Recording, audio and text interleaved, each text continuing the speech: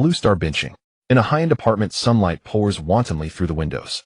The room is a complete mess with clothes scattered haphazardly across the floor. An unknown piece of lace dangles carelessly from the bedhead. Grandpa, your grandson is calling. Grandpa, your grandson is calling. Hearing the ringtone, Tang Wei instinctively tries to sit up to answer the phone. However, a beautiful woman with a graceful figure clings to him, like an octopus wrapping herself tightly around him and refusing to let him move an inch. After exerting considerable effort, Tang Wei finally manages to reach the phone on the bedside table and presses the answer button with difficulty. On the other end of the line comes the harsh voice of Zhao Lang, the boss of the drainage company. The girls' bathhouse at Binching University has a clogged drain. Hurry over and clear it. No time. Tang Wei snaps back as soon as he hears Zhao Lang's voice. If you don't want your house, then don't bother going. Before the words have fully left his mouth, Zhao Lang hangs up the call abruptly. The drainage company had originally been founded by Tang Wei in his freshman year.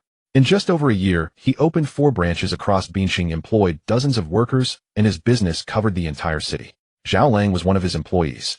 Back then, seeing that Zhao Lang was older, diligent, and capable, Tang Wei took special care of him.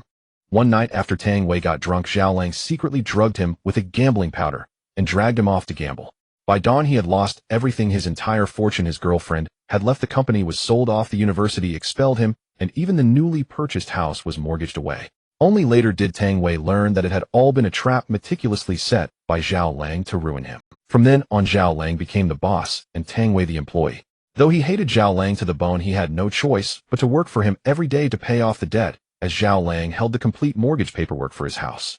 Damn it, one day I'll have you kneel on the ground and sing conquer. He might talk big, but with the job in front of him, Tang Wei can only pry the woman's hands off without mercy, roll over, sit up, and start dressing in haste. The stunning woman props her head on one hand, reclining sideways on the bed. Her skin is whiter than snow, her waist full and voluptuous, her gaze brimming with boundless seduction. As she speaks in a coy, honeyed voice, she gently rubs Tang Wei with her long, pale legs. Little brother, don't rush off.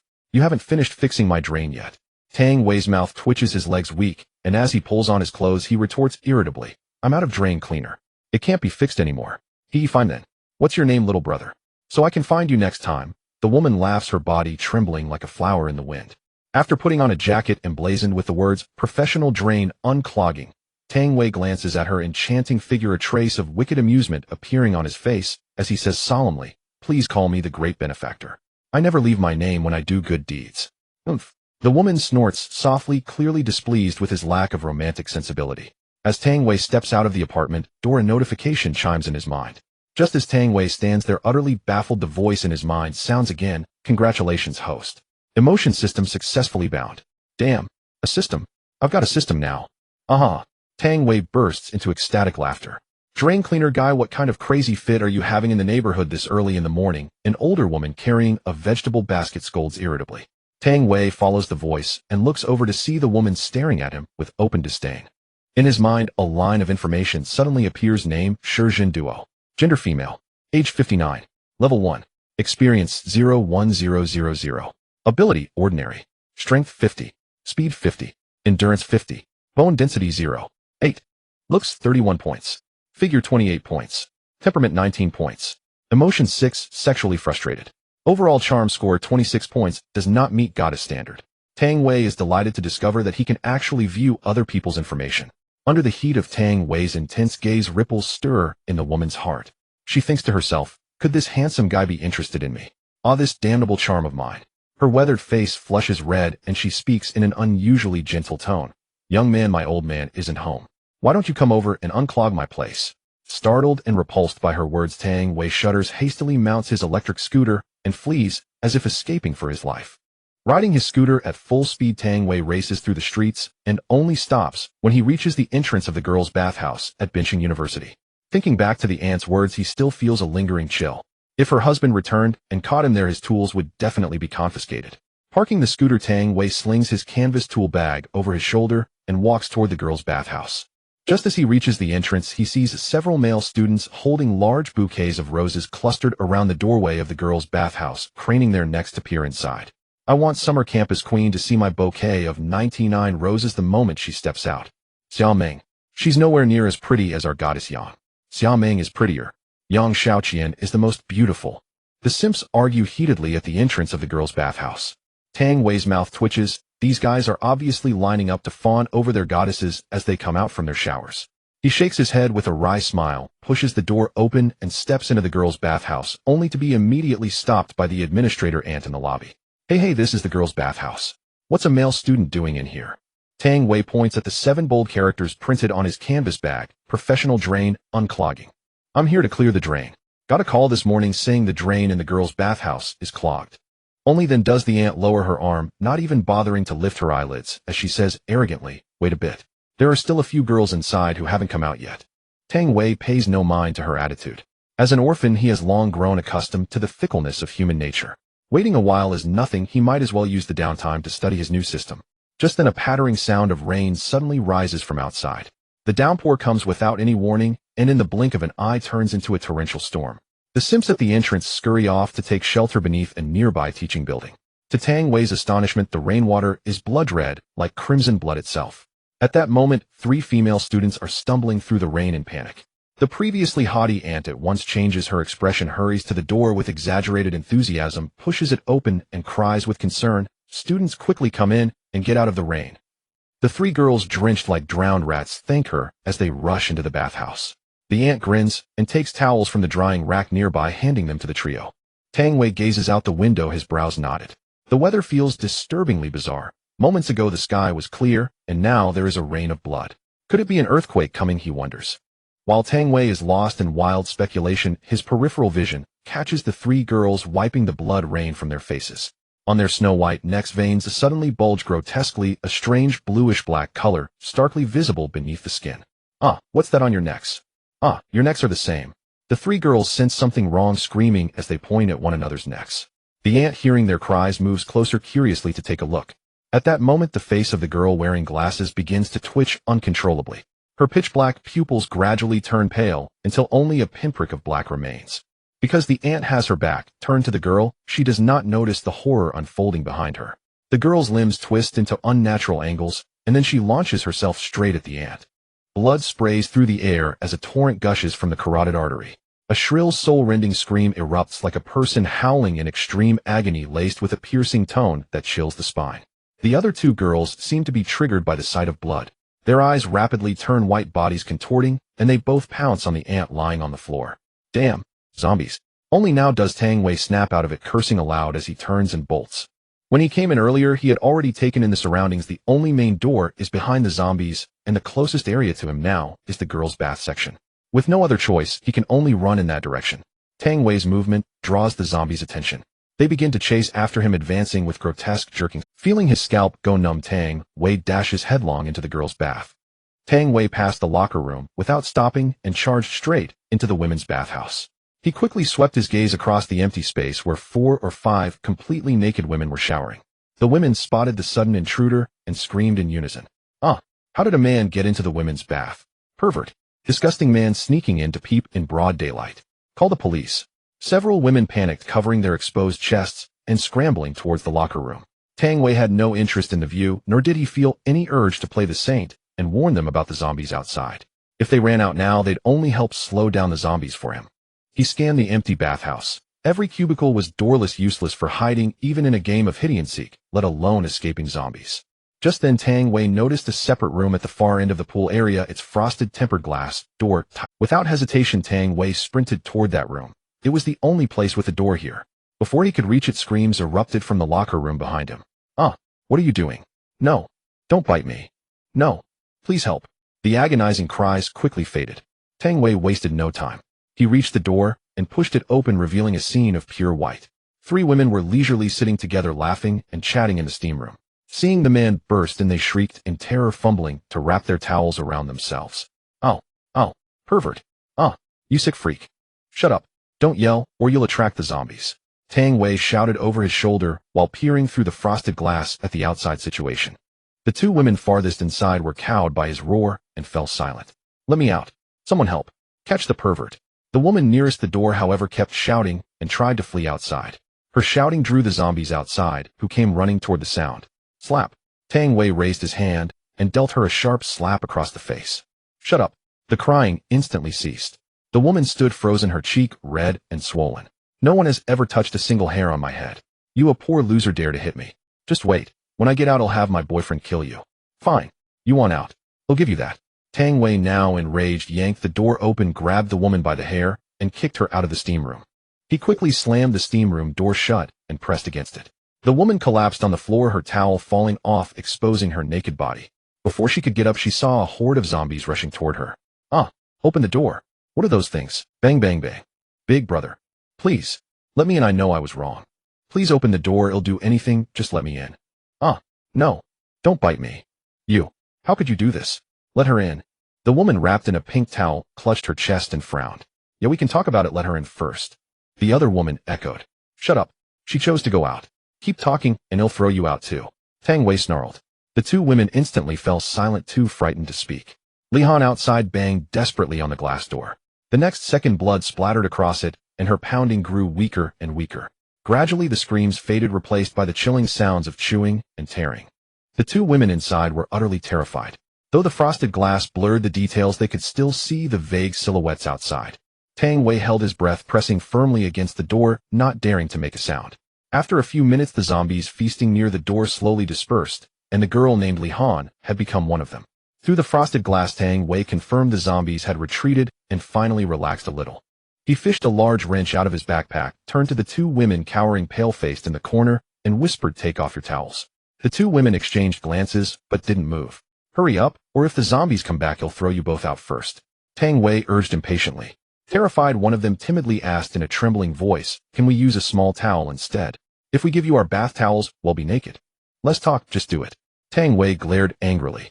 The two women turned deathly pale as the image of Li Han being thrown to the zombies flashed vividly in their minds.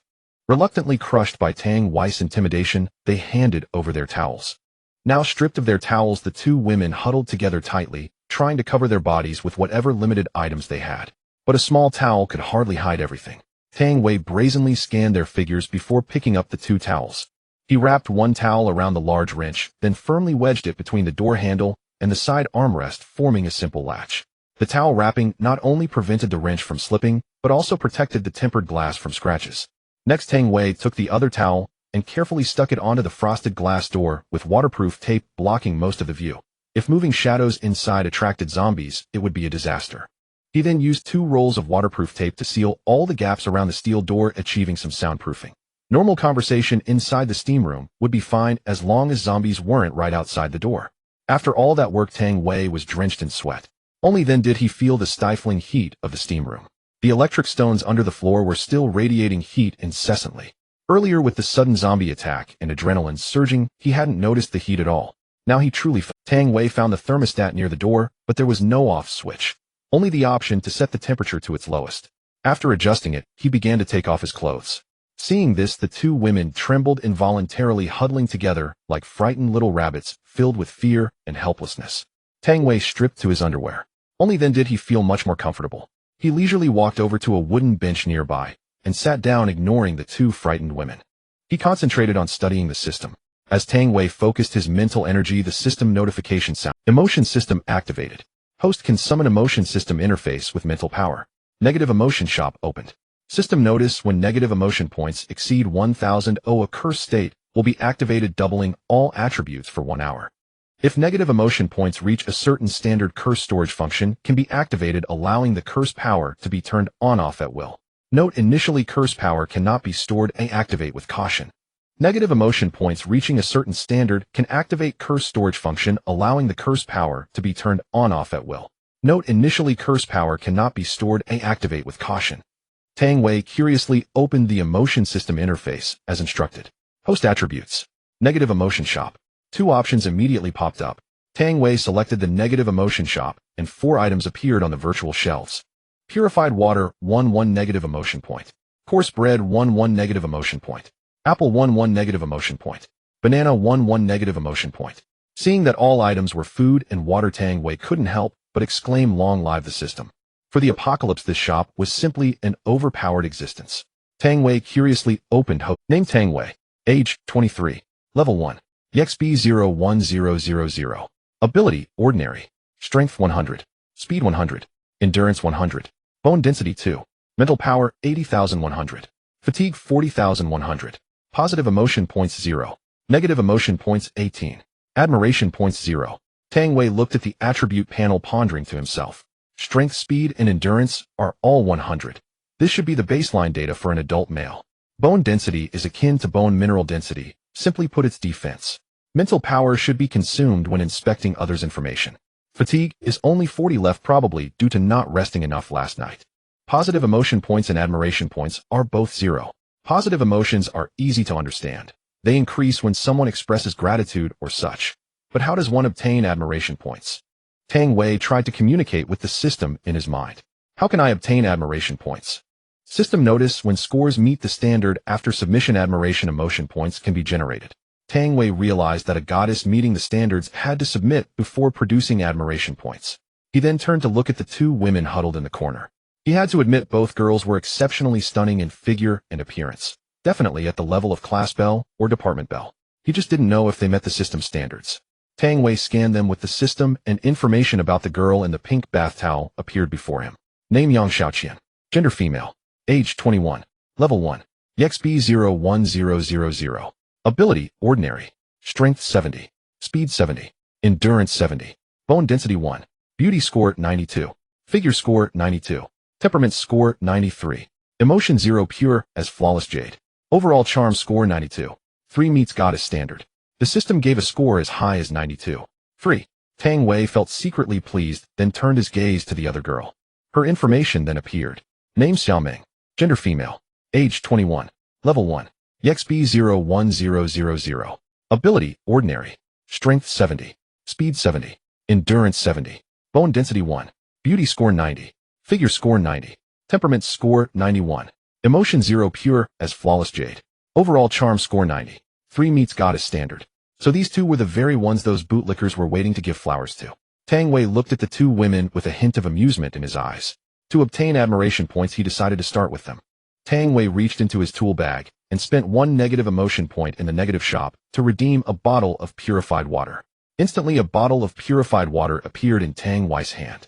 Tang Wei took out the purified water from his tool bag, twisted off the cap, and gulped it down noisily.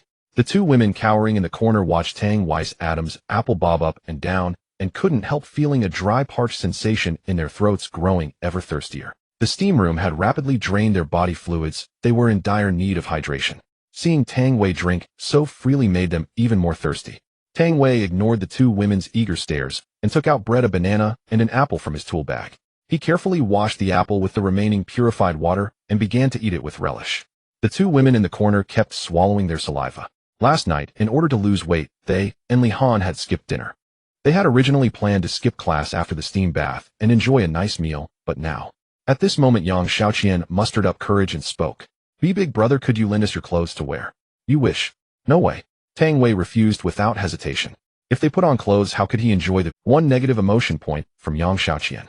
1 negative emotion point from Xiaoming. Big brother, could you give us something to eat and drink? A banana will do. Xiaoming stared at the banana and bread beside Tang Wei, swallowed, and asked timidly. Dream on. You want a banana? I have imported bananas. Want some? 1 negative emotion point from Yang Xiaoqian. 1 negative emotion point from Xiaoming. Tang Wei lounged with his legs crossed, watching the increasing negative emotion points, and couldn't help grinning. He took out his phone to check the outside world. As soon as he opened WeChat, he saw hundreds of work group messages, all showing 99. Scrolling through, most were distress calls. Some tried to call the police, but the reply was that all firearms had mysteriously failed and rescue was impossible. Tang Wei then opened Douyin, where news about the apocalypse was overwhelming.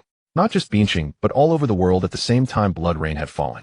Everyone caught in the blood rain had turned into terrifying zombies without exception. Big brother, can I borrow your phone? Our phones are in the locker room. I want to contact my family. Don't worry, I won't use it for free. They'll pay you. Xiaoming, hearing the content on Douyin, worried about her sister, blinked her watery big eyes and spoke in a soft, sweet voice. Money. What use is money? Even for wiping my ass, it's too scratchy. Tang Wei looked at the two women with interest and continued, you've heard the news on Douyin. Now it's the apocalypse. In this apocalypse, everything requires an equal exchange. I have phones, water, food, these supplies. Do you two want to trade? As he spoke, Tang Wei's gaze roamed unabashedly over their bodies. The two women felt his blatant stare and shrank back again, using their towels to cover their vital parts as best they could. Now they had nothing to trade except their bodies. But they were department belles, proud goddesses courted by countless suitors. How could they give up their bodies for a bit of food and drink? No, we don't need it. The two women waved their hands in refusal. They bit their lips and dared not ask for anything more. The fact that this man hadn't taken advantage of them in the chaos was already a relief. For an entire day, Tang Wei lay comfortably on the wooden chair, charging his phone and listening to soothing music through earphones. At the same time, he happily collected negative emotion points from Xiaoming and Yang Xiaoqian, thoroughly enjoying himself. 1 negative emotion point from Yang Xiaoqian. 1 negative emotion point from Xiaoming. Cowering in the corner, Xiaoming and Yang Xiaoqian were starving and thirsty. They hadn't eaten or drunk anything for 2 days. Moreover, the steam room maintained a temperature above 30 C, causing severe fluid loss. They were showing signs of dehydration. Without water, they would soon go into hypovolemic shock. Groggy, they had initially thought the zombie outbreak would be dealt with quickly and they would be rescued soon. Gradually, they realized the severity. The apocalypse had truly arrived. Due to dehydration and extreme fatigue, they unknowingly fell asleep. 1 negative emotion point from Xiaoming. 1 negative emotion point from Xiaoming. Tang Wei couldn't help but wonder. Both seemed asleep, so why were Xiaoming's negative emotion points still increasing? But he didn't make a sound. Instead, he squinted his eyes, pretending to be asleep, intending to see what Xiaoming was up to. Xiaoming stirred slightly, glanced at Yang Xiaoqian to confirm she was asleep, then slowly got up. Her proud figure was exposed to the air as she rose. She tiptoed toward Tang Wei. Tang Wei thought Xiaoming intended to sneak attack or steal supplies, so he was secretly ready to strike. But suddenly he felt a soft embrace, and a smooth, tender sensation instantly spread throughout his body. Opening his eyes, he saw Xiaoming's flushed face full of curiosity. Faced with such an eager learner, Tang Wei naturally didn't refuse and taught her the ways of the world. Tang Wei, who enjoyed teaching others, guided her step by step. 2 hours later, the air was thick with sweat and heart-pounding scents. Congratulations to the host for successfully conquering a goddess. The positive emotion points of the conquered goddess will automatically convert to adoration emotion points. Since you have not achieved heartfelt submission, you cannot obtain the additional 50 adoration points reward. Tang Wei, feeling satisfied, was slightly startled upon hearing the system prompt. So reaching heartfelt submission would grant an additional 50 adoration points. That was no small number. Xiaoming, wearing Tang Wei's loose t-shirt, sat obediently by his side. She held a piece of bread in her hands, devouring it ravenously. Eating too fast, she choked and rolled her eyes while swallowing. Seeing this, Tang Wei took a bottle of purified water from his tool bag. He gently twisted off the cap and handed it to Xiaoming. Thank you, big brother. Xiaoming narrowed her beautiful big eyes and said in a sweet, syrupy voice. Adoration emotion points from Xiaoming 1. System notification. Adoration emotion mall unlocked. Tang Wei was taken aback and summoned the adoration emotion mall. He saw 7 different grades of cards displayed on the shelves.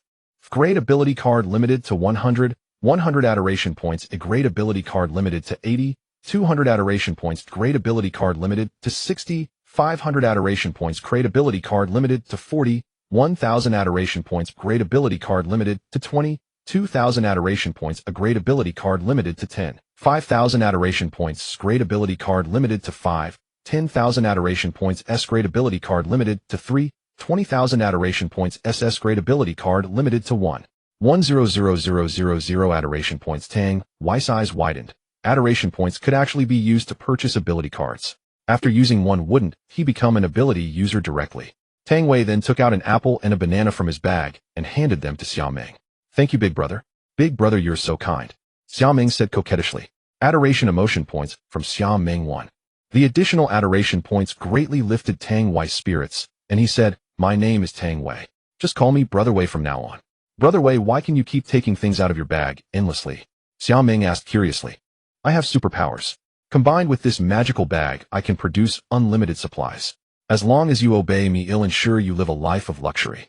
Tang Wei was bluffing, but his big hands were not idle. Xiaoming's cheeks were flushed, now carrying a few more hints of allure than a few hours ago, incredibly tempting. Xiaoming instinctively reached out to block Tang Wei's hand, but then recalling what had just happened, she stopped resisting. After more than 10 minutes, Xiaoming's body burned hot, her face red like a ripe apple. She shyly said, Brother Wei, could you lend me your phone? I want to call my sister. Tang Wei, without any further ado, directly handed his phone to Xiaoming. Thank you, brother. Adoration emotion points from Xiaoming. 1. Xiaoming quickly dialed a number, and the call was promptly answered. A clear, pleasant female voice came from the other end. Hello. Yao Yao, where are you? How are you? As soon as Xiaoming heard the call picked up, she sighed in relief and asked her. On the other end, hearing her sister's voice, she was equally overjoyed. Sis, I'm in the dorm with my roommate. We're pretty safe for now, but food is almost gone. How are you? I called you, why didn't you answer? I'm fine. Don't wander off, just stay put in the dorm. Before Xiao Ming could finish, Xia Yao's lowered voice came through. Sis, I have to hang up now. There's a sound outside the dorm. Beep, beep, beep. Xiao Ming's eyes turned red. After hearing the busy tone, she returned the phone to Tang Wei. Hesitating for a moment, she said, Brother, my sister is in female dormitory building A room 608. Can we go find her? Hearing this, Tang Wei shook his head like a rattledrum. No way. The situation outside is unclear. Going out would be asking for death. Xiao Ming bit her lip. She understood in her heart that it was indeed very dangerous outside. Moreover, the situation was uncertain. The best course was to hide for now and observe the outside conditions. The clever Xiao Ming knew clearly that in this apocalypse, she could only rely on Tang Wei. Not to mention anything else, the mere fact that he could produce unlimited supplies was enough to ensure their survival in the end times. Moreover, Tang Wei was not a bad person. At least he was generous to her. As long as she studied hard, it wasn't impossible for him to go save her sister in the future. Just then, perhaps the sound of Xiao Ming's phone call woke Yang Xiaoqian. She licked her slightly chapped lips and slowly opened her beautiful big eyes, only to find that Xiao Ming beside her was gone. Turning her head to look around, she saw a scene that shocked her deeply. Xiao Ming was nestled in that man's arms, eating bread and drinking water mouthful by mouthful. You two are together? Yang Xiaoqian asked incredulously. Xiao Ming's face burned red. She nodded gently, which counted as acknowledgement. Yang Xiaoqian was completely dumbfounded. Earlier they had planned it well. They absolutely could not let that man succeed. If he dared to use force, they would resist together. But now Xiao Ming had actually gotten together with that man while she was asleep. This was truly, I treat my bestie with all my heart, and my bestie plays me for a fool. Yang Xiaoqian's brows furrowed tightly, her beautiful face covered with frost. She clenched her small silver teeth, her expression full of indignation. Tang Wei ignored Yang Xiaoqian's fiery gaze. As if by magic, he took out several bottles of purified water and various foods from his bag and handed them to Xiao Ming. Yang Xiaoqian's eyes lit up. Unconsciously, she licked her lips, which were slightly chapped from dehydration. After hesitating for a moment as if she had made a certain decision, she blushed, stood up shyly, revealing her devilish figure, and slowly walked toward Tang Wei. Tang Wei watched Yang Xiaoqian approach. A smirk curled on his lips, and his eyes unabashedly swept over her, taking in her height of 172 centimeters, fair skin, stunning beauty, and long legs. To Tang Wei's surprise, Yang Xiaoqian's emotions had instantly shifted from overwhelming negativity to positive. This situation was somewhat reminiscent of the Stockholm Syndrome. Feeling Tang Wei's searing gaze, Yang Xiaoqian suppressed her inner shame and cast a defiant glance at Xiao Ming. She silently sneered to herself. Humph, you call yourself my best friend, and yet you stab me in the back. Don't blame me if I fight back. It's not like I can't seduce a man. I might even win.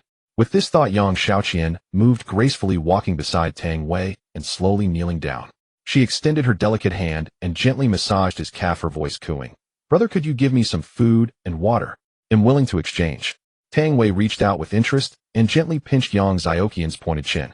Far from showing any displeasure, her face was all smiles, looking like she was entirely at his mercy. Tang Wei picked up a bottle of purified water and a bread roll, handing them to Yang Xiaoqian. Her eyes lit up and she hurriedly thanked him. Thank you, brother. Thank you, brother. Saying that, she, who normally couldn't even twist open a bottle cap, now popped it open effortlessly, tilted her head, and gulped down the water. After finishing, she grabbed the bread, tore open the wrapper, and devoured it ravenously. Tang Wei certainly wasn't giving her food for free. His hands didn't idle, collecting a little interest. Meanwhile, Xiao Ming, feeling neglected, pursed her lips in displeasure. She got up, and as if competing for favor, endured the pain to massage Tang Wei. Having quickly finished eating, Yang Xiaoqian wiped her mouth, glanced at Xiao Ming, who was massaging Tang Wei, then pulled a bottle of essential oil from her bath bag. In a seductive and scheming tone, she said, Brother, a massage can't compare to a spa. Let me give you an oil back massage. The two girls seemed to be in a silent competition, doing their utmost to impress Tang Wei. Tang Wei lay comfortably on the wooden chair, enjoying the services of both campus beauties. At that moment, he felt as if life had reached its peak. While indulging, Tang Wei opened the Positive Emotions Mall. The 4 items on display came into view. Strength fruit requires 10 positive emotions, speed fruit 10, stamina fruit 10, enhancement fruit 10. Just from their names, it was clear that consuming these fruits would enhance the corresponding attributes. Because of the system's additional rewards, Tang Wei postponed his plan to seduce Yang Xiaoqian. Moreover, the continuous stream of positive emotions she provided was extremely useful. Bang, bang, bang. Suddenly, a series of crashing sounds came from outside the door. Yang Xiaoqian and Xiao Ming were terrified by the sudden noise, their faces losing color, and they quickly hid behind Tang Wei. Tang Wei swiftly rose, grabbed a large screwdriver from his tool bag, and strode quickly to the door. Through the frosted glass, he vaguely saw a female zombie outside, completely naked repeatedly, and violently slamming her body against the tempered glass door. Seeing this, Tang Wei breathed a sigh of relief. Such impact force would be utterly futile and damaging. However, another issue worried him. The temperature in the steam room was consistently over 30 degrees Celsius. Though it felt like a hot summer day, prolonged exposure would definitely harm the body. To turn off the steam room's power, he needed to find the electrical panel. Thinking of this, Tang Wei quickly opened the system to check his emotion points. Now he had enough positive emotion points to purchase one fruit. He opened the positive emotions mall and selected a strength fruit. A bright red fruit the size of a crabapple appeared in Tang Wei's hand. He used the system to inspect its attributes, and they were immediately clear. Name: strength attribute fruit. Type: single-use consumable. Effect upon consumption: gain 100 experience points and increase strength by 50 points over consumption. May carry a risk of failure. Grade: good quality. Description: the strength fruit contains immense energy. After reading the attributes, Tang Wei directly bit off half of it. In an instant, a sweet and crisp flavor burst in his mouth, with rich juice flowing everywhere.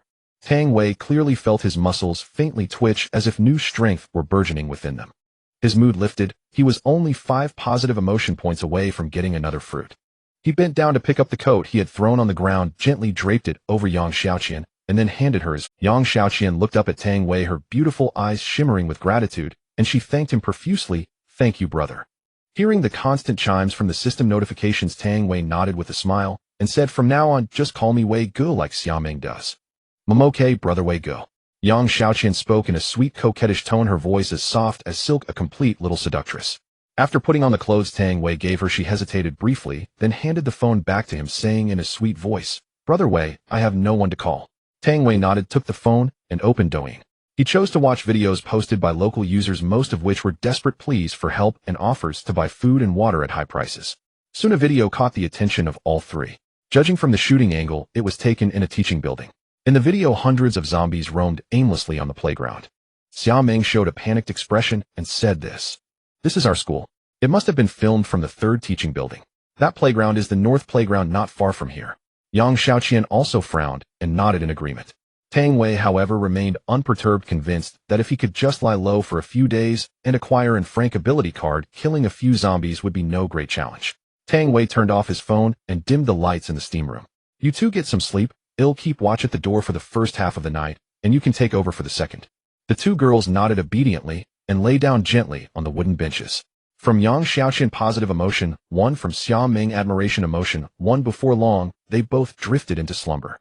Tang Wei once again consumed 10 positive emotion points to exchange for a speed fruit. With a thought of verdant green speed fruit materialized in his hand. The green fruit tasted tart at first, but as he chewed, a trace of sweetness gradually emerged. After finishing the fruit, Tang Wei felt a wave of heat rising from his stomach. This surge of heat swept through his entire body like a raging tide. System notification: speed fruit attribute enhancement successful. Experience 100, speed 50. The effects of the strength fruit and speed fruit were obvious. Tang Wei felt much lighter, his strength increased, and even his abdominal muscles became visible. Tang Wei quickly opened his attribute panel to check his changes.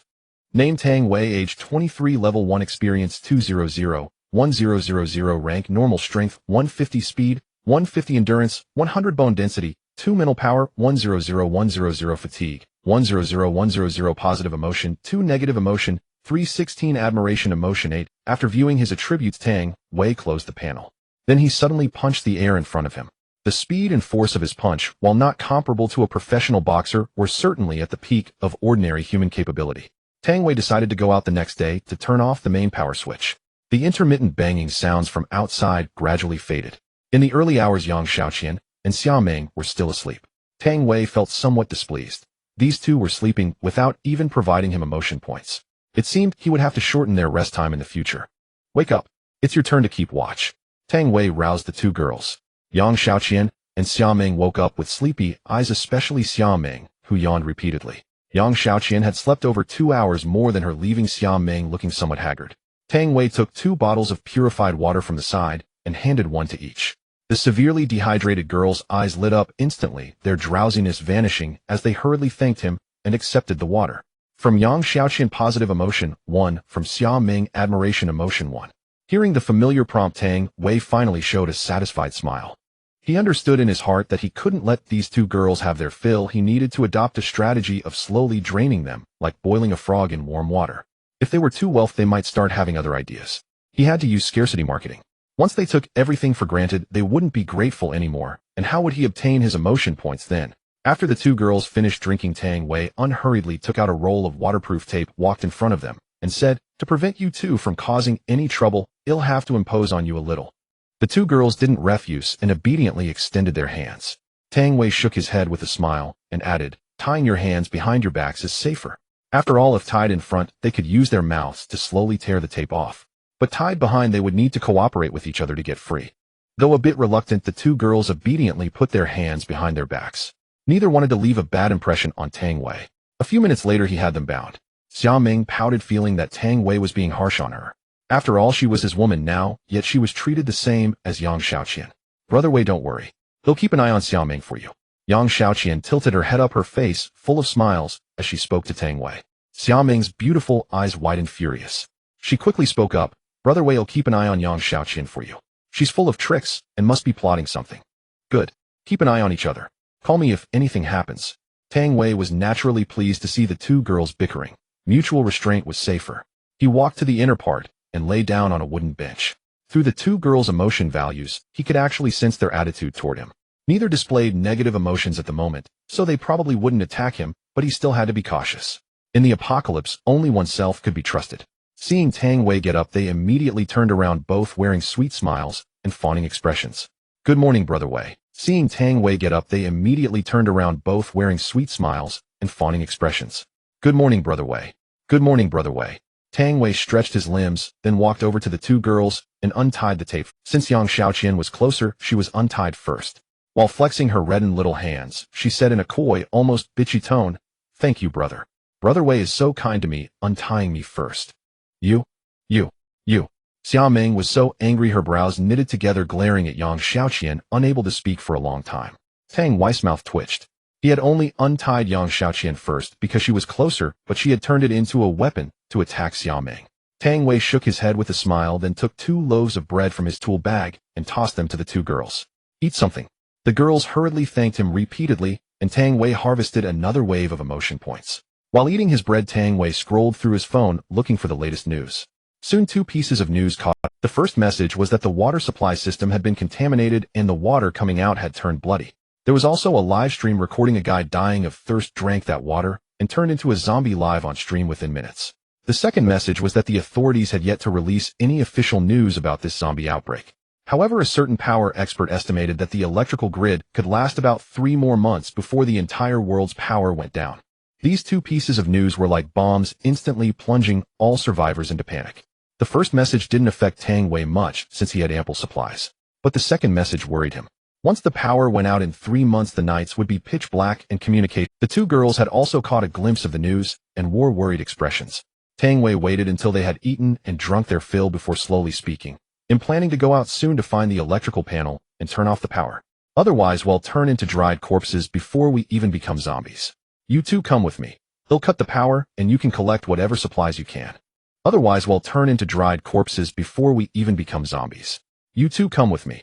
They'll cut the power and you can collect whatever supplies you can." Although Yang Xiaoqian and Xia Ming were feeling extremely anxious, they forced themselves to nod in agreement, wanting to appear valuable in front of Tang Wei. After finishing his words, Tang Wei rummaged through the toolbox and soon found pliers, a screwdriver, and a wallpaper. Then he walked over to an idle wooden chair on the other side and began to disassemble the wooden pieces on it. After a bit of selection, he found a 1.5-meter long 4x4 wooden beam. Next, he picked up the wallpaper knife and skillfully sharpened one end of the wooden beam to a point, carefully smoothing the other end. In this way, a simple spear was completed. This item could easily be used to fend off zombies, and in critical moments it could also serve as a sharp weapon, making it quite a good self-defense tool. After finishing the spear, Tang Wei glanced at the two girls and said, "You two should also find a handy weapon for self-defense." Upon hearing this, the two girls hurriedly approached the pile of discarded wood that Tang Wei had dismantled and began to search. Soon each picked a 4x4 wooden piece about 1/2 meter long, gripping it tightly as a weapon. Tang Wei put on his pants and then looked at Yang Xiaoqian, saying, "Give me your jacket." Although it was just a jacket, it provided some protection and it might come in handy to save himself at some point. He wouldn't be foolish enough to go out and fight zombies bare-chested for the sake of the two girls. Yang Xiaoqian blushed as she took off her jacket, instinctively covering her vital areas with her hands and gazing at Tang Wei with a look of resentment. Seeing this, Xia Ming couldn't help but show a gloating expression, prepared to mock Yang Xiaoqian with a few words. Tang Wei turned his head and said to Xia Ming, "Give me your t-shirt as well." As a result, the two originally graceful goddesses returned to the state they were in when they first met. Fortunately, Tang Wei was not the kind of pervert who enjoyed making things difficult for others. He took down the towel hanging on the door and the one wrapped around the wrench and handed them to the two girls. As for the large wrench, he put it back into the toolbox. After doing all this, Tang Wei gently opened the door a crack and cautiously peered outside. Seeing no trace of zombies outside, he took a deep breath, stepped out first, and whispered, "Let's go." Tang Wei gripped the homemade weapon tightly, stepping out lightly and cautiously. The two girls, wrapped in towels and holding wooden sticks, looked tense. The bloodstains at the entrance where Li Han had fallen were already dry, and the bloodied towel was thrown aside. The entire bathroom was empty, with only the sound of the shower occasionally dripping, which seemed particularly clear in the quiet environment. The two girls followed closely behind Tang Wei, looking like two frightened little kittens, nervously glancing around, their eyes filled with fear. The three quietly arrived at the corner between the bathroom and the changing room. Tang Wei secretly glanced towards the changing room and saw several pools of blood on the ground. A naked zombie stood there, occasionally twitching its body. This zombie was none other than Li Han, whom Tang Wei had kicked out. Tang Wei made a shushing gesture to the two girls, then took a screw from the toolbox and gently threw it in the direction opposite to them. With a thud, the sound of metal hitting tile abruptly echoed in the silent bathroom, causing Li Han to suddenly turn around and run towards the direction of the sound. Thud. Taking advantage of the moment, Tang Wei launched a surprise attack from behind Li Han, driving the spear forcefully into her pale back, piercing her body through. However, this penetrating injury did not kill her. She flailed her arms desperately, trying to attack. But since the spear had been driven in from behind, and Tang Wei held it tightly, she could only wildly wave her arms. Tang Wei frowned, realizing that despite being pierced through the heart, she was still not dead. It seemed that just like in the movies, one had to destroy the head to deal with zombies. "You two hold her down, I'll take care of it." At this moment, the two girls were pale, and the fact that they hadn't screamed in fear already showed some composure. Hearing Tang Wei ask them to hold the spear, the two girls hesitated for a moment, but still braced themselves and stepped forward to grip it. In their hearts, sometimes Tang Wei felt even more terrifying than the zombie. The two girls clearly understood that if they were of no value, they would soon be abandoned.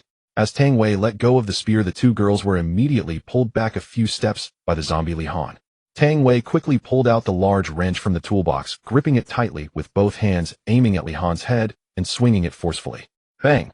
A force of 150 was something an ordinary person could not compare to, and Li Han's head exploded with red and white matter splattering all over the walls. With only half a head remaining, the body slowly fell to the ground, dead beyond revival. The two girls never realized that this zombie was their friend Li Han. They merely witnessed the splattering brain matter, which made their stomachs churn, a wave of intense nausea washing over them. They hurriedly covered their mouths with their hands, trying their utmost to suppress the urge to vomit that was nearly spilling out, fearing that any sound would attract more zombies.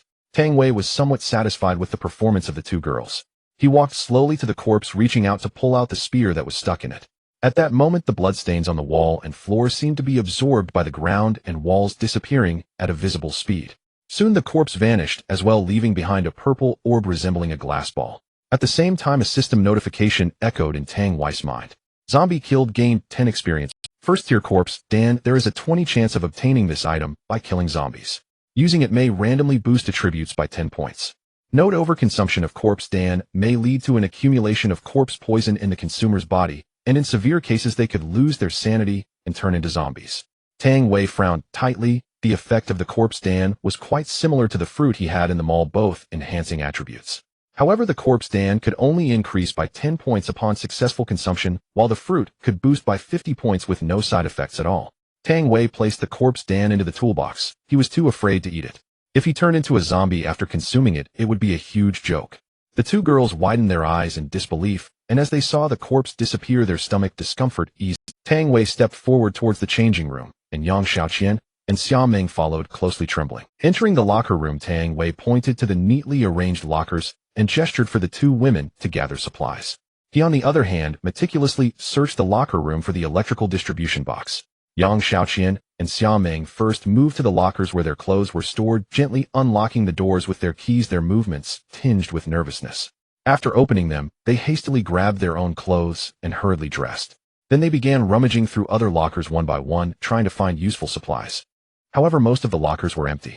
Only a few seemed to contain something, but they were locked. Tang Wei searched the locker room carefully and soon discovered the electrical distribution box near the entrance. He cautiously opened the door of the distribution box. His eyes swiftly scanned the dense and intricate array of switches, and soon he spotted one labeled tourmaline. Without a moment's hesitation, Tang Wei decisively reached out and flipped the switch. A crisp click suddenly echoed. Though not loud in the silent and empty bathroom, it was enough to attract the attention of the zombies outside the locker room. Immediately after, a clear sound of footsteps came from the hall outside the bathroom. In the eerily quiet environment, the footsteps were particularly distinct, each step seemingly treading on the hearts of the three, making them tremble with fear. Fortunately, after a short while the footsteps gradually faded away. It seemed the sound of the tripped switch was not loud enough to draw the zombies' attention. Tang Wei breathed a silent sigh of relief. But just then a crisp ringtone, ring ring ring, suddenly blared without warning. Tang Wei's pupils sharply contracted as he immediately turned toward the source of the sound. There Yang Xiaoqian and Xia Ming both had their eyes wide open, their faces filled with terror. Their gazes were fixed on a locked locker from which the crisp ringtone was emanating. A chaotic and urgent sound of footsteps, thump, thump, thump, grew from afar. Tang Wei made a swift decision, turned around, and bolted. Run! He shouted, moving like lightning. With a single stride, he dashed out at a speed so astonishing it might have broken world records, leaving the two women far behind in the blink of an eye. The two women were terrified, their hair standing on end as they sprinted with all their might. After charging into the bathroom, they turned to look back at the locker room and saw over a dozen hideous zombies storming in. The blood on the floor caused the leading two zombies to slip, instantly tripping a whole cluster. This unexpected turn gave the women a precious chance to escape. Within a few breaths, Tang Wei reached the steam room. He gripped the door handle and waited for the two women, for they were a vital source of his emotional value. Of course, if the women couldn't outrun the zombies, he would have no choice but to reluctantly close the door and save himself. Fortunately, the two managed to dash into the steam room without incident. Tang Wei quickly shut the door, bracing it with his own body, and shouted to the panting women, "Come help me hold the..." As his words fell, violent banging came from outside. Over a dozen zombies crowded at the door, letting out shrill rat-like cries, relentlessly ramming the tempered glass door. Fortunately, the domestic tempered glass was of high quality, standing firm under the zombies' continuous assault. After more than 10 minutes, the intensity of the zombies' battering gradually diminished, and they eventually retreated. Once the zombies had completely disappeared, the two women, exhausted, collapsed directly to the floor, gasping for air. Tang Wei bent down to pick up the bath towels they had brought back and resecured the door with them. He used another towel to block the door and then reinforced the seal with tape. After finishing, he sat down on a wooden chair nearby and looked at the two women still breathing heavily. Yang Xiaoqian was now dressed in a pink tracksuit, her figure gracefully curvaceous, radiating youthful vitality intertwined with captivating beauty. Xia Ming wore a long floral print dress. In her rush and panic, she had forgotten to put on underwear, leaving certain areas faintly visible, inadvertently adding an extra touch of allure. After savoring the sight before him, Tang Wei took 3 bottles of water from his backpack and handed one to each of them. "Thank you, Brother Wei. Thank you, Brother Wei." The two women expressed their gratitude, repeatedly crawling over to Tang Wei like starving wolves. They took the bottles, twisted off the caps, and drank in large gulps.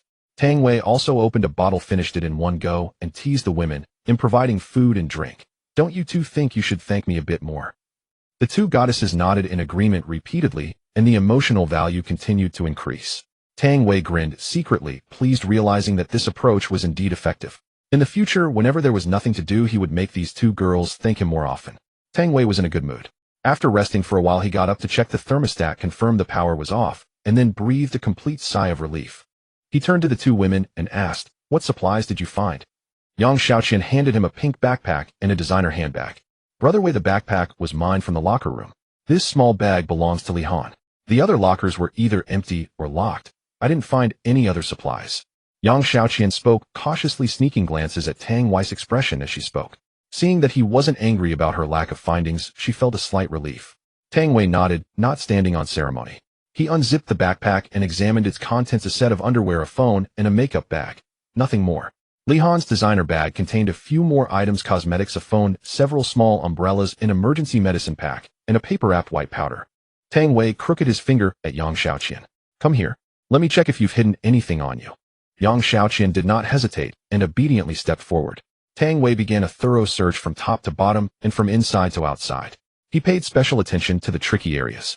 After groping for a full 10 minutes, Tang Wei stopped and confiscated the 2 phones, the small umbrella, and the pills. He returned everything else to Yang Xiaoqian. Yang Xiaoqian felt limp all over after being searched, her face flushed as she stepped aside, holding 2 bags. Xiaoming also handed over the supplies she had found, a set of underwear and a women's handbag. Brother Wei, I didn't find anything. The bag and underwear are mine. Opening the bag, there was only a phone and some cosmetics inside. Tang Wei curled his finger, signaling a body search. Xiaoming was straightforward. She took off her floral dress, spread her arms, and turned around twice in front of Tang Wei. Tang Wei, still uneasy, conducted a careful search for another 10 minutes. Then he confiscated the phone and let her leave. He first set the confiscated phones to silent mode, and then asked the 2 girls for their unlock passwords. He picked up Xiaoming's phone first and saw dozens of missed calls and nearly 100 WeChat messages on the screen. Checking the missed calls, they were all from a contact named Xia Yao. Opening WeChat, the interface was filled with unread messages, most from sycophants trying to curry favor and the rest from Xia Yao. Tang Wei patiently scrolled through them and noticed that several sycophants had mentioned in their messages that they had stored a lot of food and were saving it specifically for Xiaoming. Even more extreme, a guy who could be crowned the king of sycophants sent a message saying, "If you run out of food, I'm willing to cut off my own flesh for you to eat. As long as you survive, that's my greatest happiness." Tang Wei felt a shiver run down his spine and silently cursed, "In this world, idiots are everywhere, and sycophants make up half of them." Driven by curiosity, Tang Wei used Xiaoming's phone to reply to that ultimate sycophant. Not long after, the other party replied, "Ming, you finally replied. I'm so glad you're okay. I'm willing to cut my flesh for you. If you're willing, wait a moment." Soon the king of sycophants sent a video. Tang Wei opened it curiously and saw that the guy actually took a fruit knife and cut a piece of flesh from his own leg. Damn, what the hell is this? That's not a sycophant. That's a mad dog. Is this guy out of his mind? For a woman, is it worth it? Tang Wei shuddered with disgust and unhesitatingly blocked that mad dog. The goddess you dared not defile in your eyes. Now isn't she at my mercy? Tang Wei put down Xiaoming's phone and picked up Yang Xiaoqian's. It had dozens of missed calls, all from 2 unsaved numbers. Those 2 numbers were not ordinary. They ended with 8888 and 6666. In the past, Tang Wei would not have dared to provoke someone with such numbers. But times had changed. In this apocalypse, where a single loaf of bread could decide life and death, everything was different. Tang Wei opened WeChat, and the situation was similar to Xiaoming's phone. A flood of sycophants desperately showing off. However, 2 contacts stood out, one labeled Dad and the other Distant Cousin. Opening the chat with Dad, every line revealed a father's deep worry and concern for his daughter. The chat with Cousin was similarly frantic, asking about Yang Xiaoqian's safety. The latest messages made Tang Wei perk up. "Xiaoqian, how are you now? Where are you? Can you reply to me? I've organized a team of over 20 people from the boxing gym, and we've already killed more than a dozen zombies. Sometimes zombies drop beads after death. If you eat them, they strengthen your body. I ate 4 and successfully enhanced my body twice. I heard from a streamer on Douyin that a boxer who ate a lot of beads can kill a cow with 1 punch. Once I'm stronger, it'll bring people to rescue Uncle. When you see this message, tell me your location and he'll come pick you up." Tang Wei frowned, deeply pondering, is someone really eating zombie beads? He then picked up Li Han's phone and saw dozens of missed calls and hundreds of WeChat messages. It must be said that pretty girls always have an advantage. Even in this apocalypse, so many people still care about them. Meanwhile, not a single concerned call had come for him. Tang Wei wanted to open the phone, but found it required a password. He looked up and asked Yang Xiaoqian and Xiaoming for the password. Both shook their heads. Tang Wei then gestured for Yang Xiaoqian to bring Li Han's bag. He took out Li Han's ID card and tried entering her birth date as the password. It showed an error. After a moment of thought, Tang Wei took out his own phone, checked the lunar calendar date corresponding to Li Han's birth date, and entered that instead. The phone unlocked as the last digit was entered. Tang Wei grinned. He hadn't expected it to work. The 2 girls clapped softly, their eyes sparkling with adoration, and spoke in a syrupy, insincere tone. "Wow, Brother Wei is amazing. Brother Wei is so incredible." Tang Wei noticed with embarrassment that these 2 girls hadn't provided any emotional value at all. They were clearly acting. "Next time you 2 act, could you actually admire me from the heart?" he said bluntly. From Yang Xiaoqian, positive emotion value 1. From Xiaoming, adoration emotion value 1. The effect was obvious. The emotion values began to appear right after he spoke. He continued, checking Li Han's phone. The missed calls were all from someone named Fu Erdai. On WeChat, most messages were similarly from suitors. However, Tang Wei's attention was soon caught by a person named Fu Erdai. Fu Erdai had sent dozens of messages. The first few were sent before the zombie outbreak. "Baby, when will you bring those 2 over? Just secretly put the medicine I gave you into their drinks. If you can get Yang Xiaoqian and Xiaoming here, we'll give you 5,000 as your reward." Hurry up and reply. My brothers and I have the recording equipment ready. We're waiting for you at the Shangri-La Hotel. Only then did Tang Wei realize that the unknown white powder in Li Han's bag was a date rape drug. Tang Wei couldn't help but frown. It turned out that Li Han planned to drug Yang Xiaoqian and Xia Meng. Fortunately, the zombie outbreak had disrupted her scheme, otherwise the fate of those two girls would have been unimaginable. The remaining dozens of messages were all sent after the zombie outbreak, roughly inquiring about Li Han's whereabouts and whether she had any supplies. Fu Erdai was somewhat fortunate. He and his shady friends hid in the Shangri-La Hotel, escaping the calamity of the zombie outbreak. Tang Wei stood up and showed the chat records between Fu Erdai and Li Han to Yang Xiaoqian and Xia Meng. The two girls blinked their big eyes and curiously leaned in. Upon seeing the chat content, their almond eyes widened, their delicate faces flushed crimson, and their small fists clenched, clearly furious beyond measure. They had never imagined that Li Han would collude with several men to defile them. Moreover, it seemed they planned to record a video. At this thought, the two couldn't help but shudder with fear, looking at Tang Wei with eyes full of gratitude. After Xia Meng finished reading the chat records between Li Han and Fu Erdai, she grew even more worried about her sister's safety. After hesitating for a moment, she spoke softly. Brother Wei, could I make a phone call? Tang Wei was not a harsh person. Making a phone call wouldn't cause any trouble. He handed his phone to Xia Meng, who took it hastily and thanked him repeatedly. A few minutes later, Xia Meng hung up the phone and let out a long sigh of relief. Although Xia Yao had no supplies left, she was still safe for now and could hold out for another 2 days. Yang Xiaoqian, would you like to make a call too? Your father and your cousin are both quite worried about you. Yang Xiaoqian panicked when she heard Tang Wei mention her cousin, afraid of causing unnecessary misunderstanding. She quickly explained, Brother Wei, don't misunderstand. This cousin is a distant relative. There's really nothing between us. You can check the records. I never reply to his messages. He keeps pestering me to pursue me, and I've rejected him many times. I've never even held hands with another man. Tang Wei naturally knew this. He could see through the system that Yang Xiaoqian was as pure as a blank slate. He smiled and said, why don't you call your father? He seems very worried about you. Yang Xiaoqian bit her lip. After her parents divorced, her father was busy with his career and rarely contacted her. Aside from the monthly alimony of 1,000 yuan that arrived on time, she felt little paternal love. This caused Yang Xiaoqian to harbor some resentment toward her father. After hesitating for a while, she took the phone from Tang Wei and dialed her father's number. The call was soon connected. Upon hearing Yang Xiaoqian's voice, Yang Feng, nearly 50 years old, was so moved that tears streamed down his face as he repeatedly asked for his daughter's location. Yang Xiaoqian hesitated for a moment, but ultimately did not reveal her whereabouts. Instead, she lied, claiming she was in her dormitory. After a brief conversation, she hung up. Tang Wei nodded slightly, looking at Yang Xiaoqian with approval. After all, she had been admitted to a top 985 university. Her mind was indeed extraordinary. If she had foolishly revealed her location, Tang Wei would have unhesitatingly thrown her out. He took out some apples and bananas and handed them to the two girls as a reward for their good performance. This gesture earned him another wave of emotional value. Tang Wei opened the emotion system to check the current emotional values: positive value 13, negative value 2, 87, adoration value 28. The positive value was enough for another fruit, but the adoration value was only a pitiful 28, far from enough to purchase an great ability card. The current growth rate of emotional values was far too slow.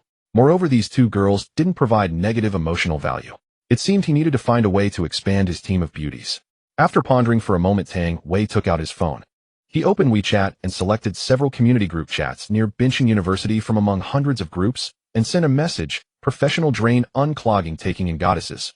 Looks, figure, and temperament must be top-notch. Bread, purified water, and fruits are guaranteed. Those who think they meet the requirements should send their measurements a full-body photo. No makeup, no filters. Interested parties DM me. Attached to the message were photos of several bottles of purified water, bread, and fruits. As soon as the message was sent, the owner group chats in the nearby neighborhoods exploded. In no time, messages in each group surged past 99. Bincheng, little tyrant, damn, who is this professional drain unclogging? Came here for a beauty contest. Professional bull, professional drain unclogging, bro, you're savage. Even I, a professional, can't compete with you. Proud princess, creep, pervert, scumbag. Sisters, keep your eyes open. This guy is a typical predator. Don't fall for it. Neighborhood committee, Aunt Lee, young man, are you from our community? This is a special time. You should share your food and water with the elderly and children. Tang Wei watched the various performances in the groups with a silent smile. A red dot lit up on his contact list. Someone had sent a friend request. Proud princess from the group has requested to add you as a friend. Tang Wei's mouth twitched. Wasn't this the same proud princess who had just called him a creep in the group? How dare she insult him? He rejected her directly. At that moment, Zhao Lang from the plumbing company sent a private message. Zhao Lang, you're doing well, huh? Living the high life with plenty of resources. Quickly find a way to send some over. I'm waiting for you at the company. If you don't send the supplies today, don't blame me for taking back the house.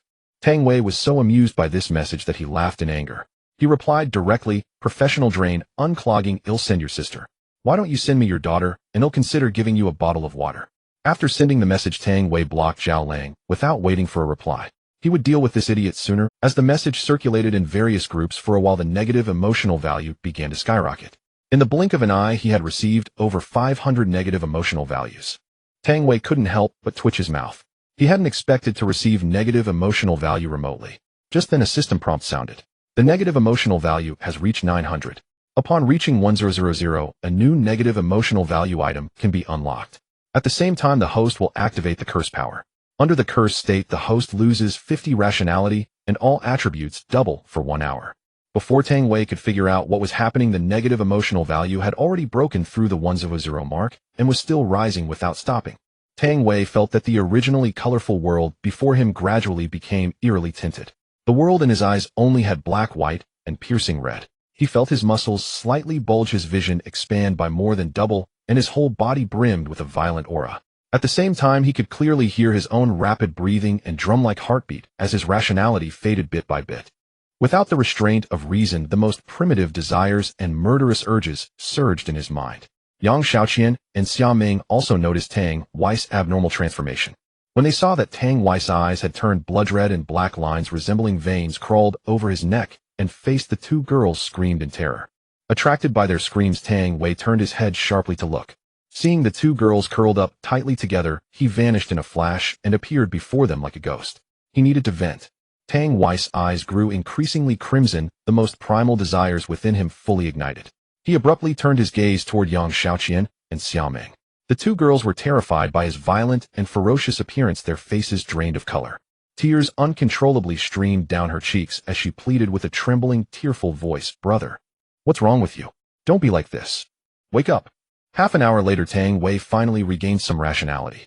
In that instant, Yang Xiaoqian and Xia Ming were like two little rabbits escaping a terrifying claw, retreating in panic and shrinking into the corner, trembling incessantly. The looks they cast at Tang Wei were filled with sheer terror and fear. The curse power continued. Tang Wei stood rigidly in place, not moving a muscle for over 10 seconds, while a fierce inner battle raged within him. After a moment, his blood-red eyes slowly shifted to the two girls, then he flashed to the door. He violently yanked it open, and the tempered glass door, unable to bear the force, shattered directly. Tang Wei, panting heavily, grabbed the large wrench and strode outside. He dared not stay any longer, having barely managed to suppress his primal urges with reason. Now he had to go out and kill zombies to vent his negative emotions. The sound of the tempered door bursting attracted the attention of zombies. Several came running from the changing room direction. Tang Wei neither dodged nor avoided, but brandished his wrench and charged straight at them. The moment they met, Tang Wei fiercely raised his wrench and smashed it precisely at the head of the leading zombie. Bang! The wrench collided violently with the zombie's head. With a force of 300 points, the zombie's head exploded instantly, blood and plasma splattering like fireworks. The scarlet blood seemed particularly glaring in this gray, desolate world. Killed zombie gained 10 experience points.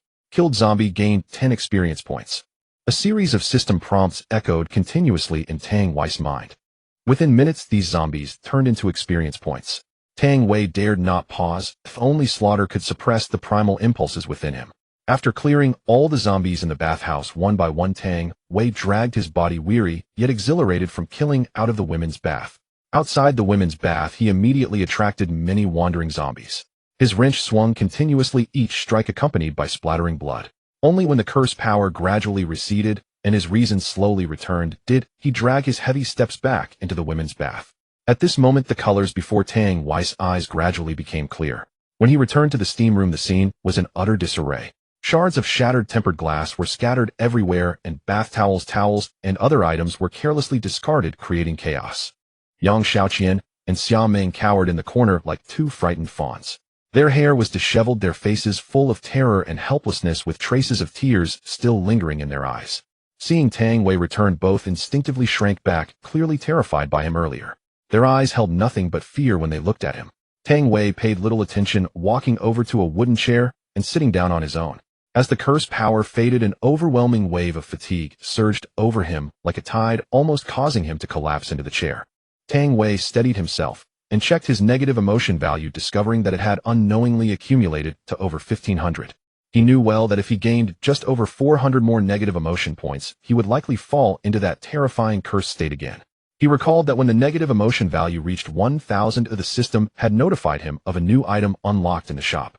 Tang Wei opened the emotion shop, and his eyes landed on the newly unlocked item at the top. It turned out to be roast chicken. Exchanging one roast chicken required 2 negative emotion points. At this moment, Tang Wei was almost exhausted, his stamina severely drained.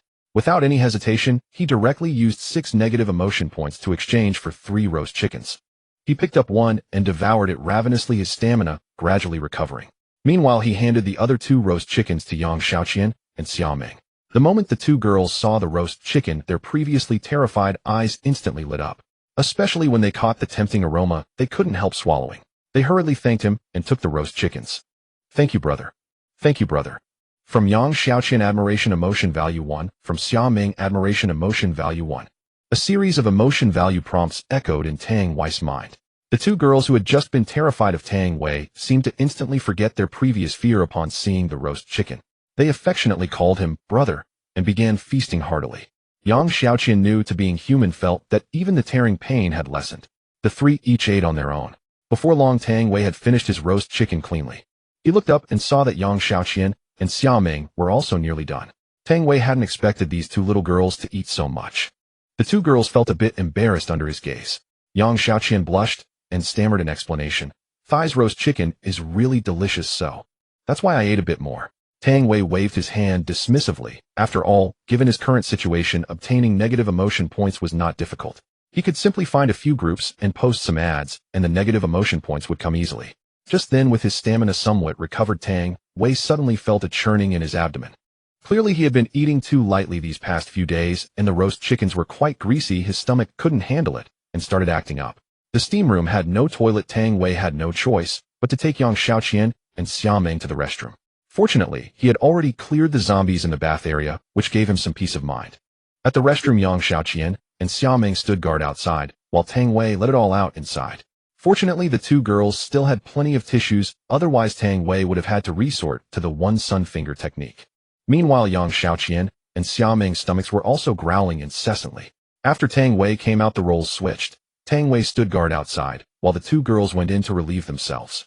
After all were done, Tang Wei led the 2 girls to the main hall of the women's bath. The handle of the tempered glass door was broken and couldn't be locked. For safety, Tang Wei and the 2 girls had to laboriously pile sofas, chairs, and other items from the hall in front of the women's bath entrance, barely creating a makeshift barrier.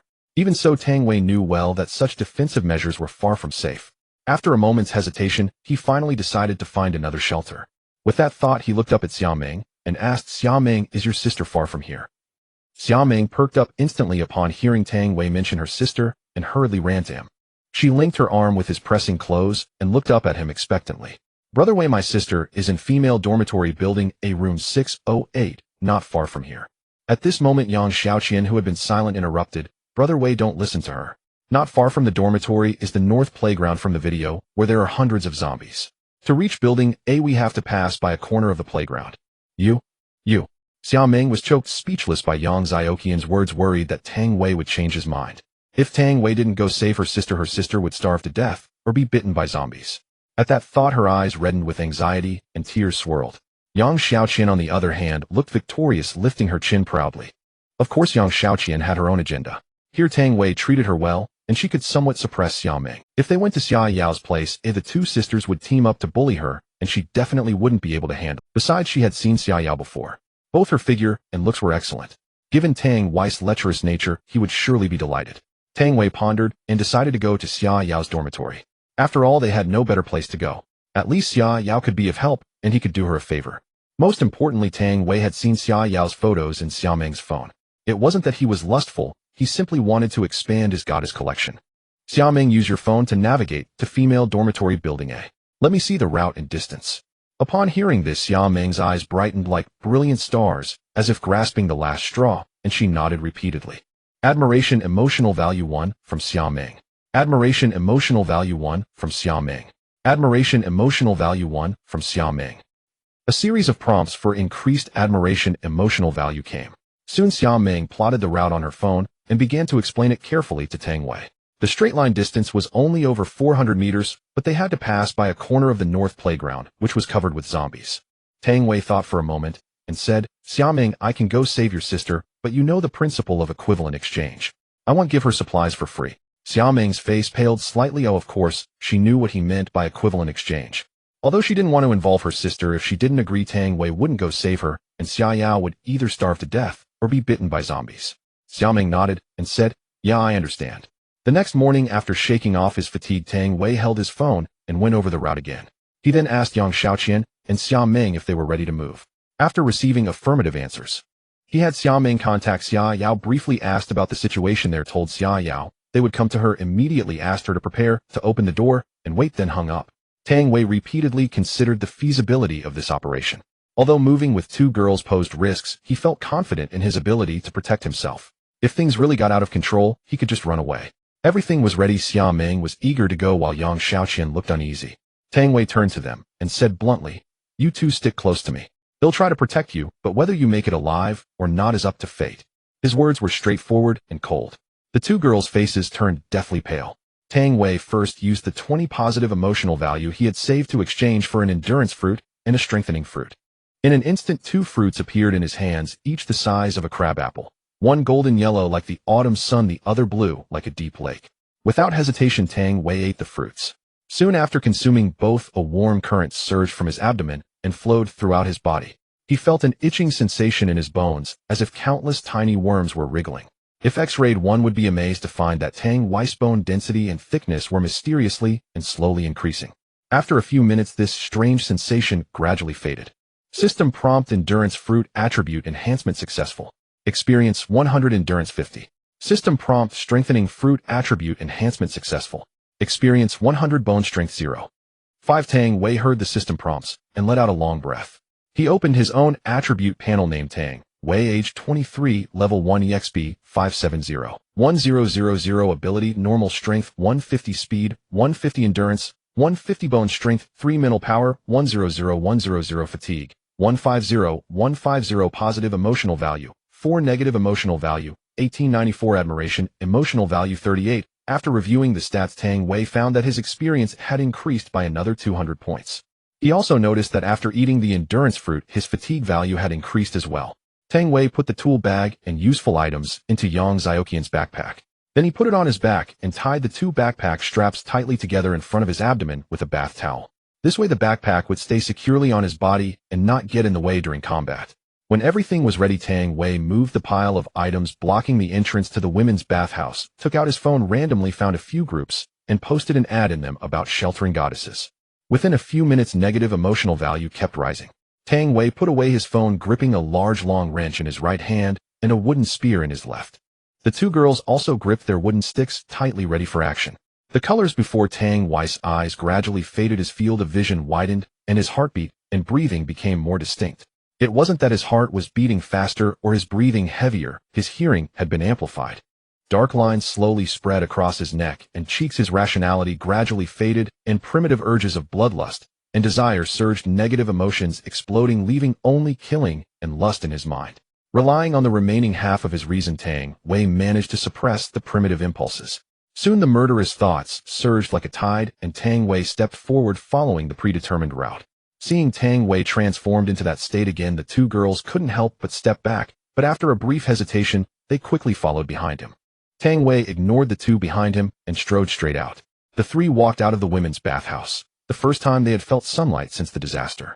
Yesterday, Tang Wei had also stepped out of the bathhouse, but it was dark, so there was no sunlight. Now it was late morning, the sun was blazing, warming their bodies, yet it gave Tang Wei an indescribable feeling of restraint. Tang Wei frowned. The strong sunlight made his whole body tingle, as if the sun was conflicting with even his rationality was gradually returning. He was somewhat startled. Although he hadn't yet felt any loss of ability, he could clearly sense that the duration of the cursed power had shortened. Tang Wei dared not delay. He moved quickly with the two girls, and several zombies in the distance spotted them and rushed over in a swarm. The zombies, which were originally fast, now seemed to move in slow motion in Tang Wei's eyes. With a mere flick of his hand and a step, he effortlessly crushed their heads. Killed a zombie, gained 10 experience points. Killed a zombie, gained 10 experience points. Killed a zombie, gained 10 experience points. A series of prompts echoed in Tang Wei's mind. The flesh and corpses gradually vanished, leaving only a single corpse pill behind. Yang Xiaoqian, seeing Tang Wei staring at the corpse pill on the ground, hurried over to pick it up, her voice trembling. Brother Wei. I'll help you pick up things, you just focus on killing zombies. That's all.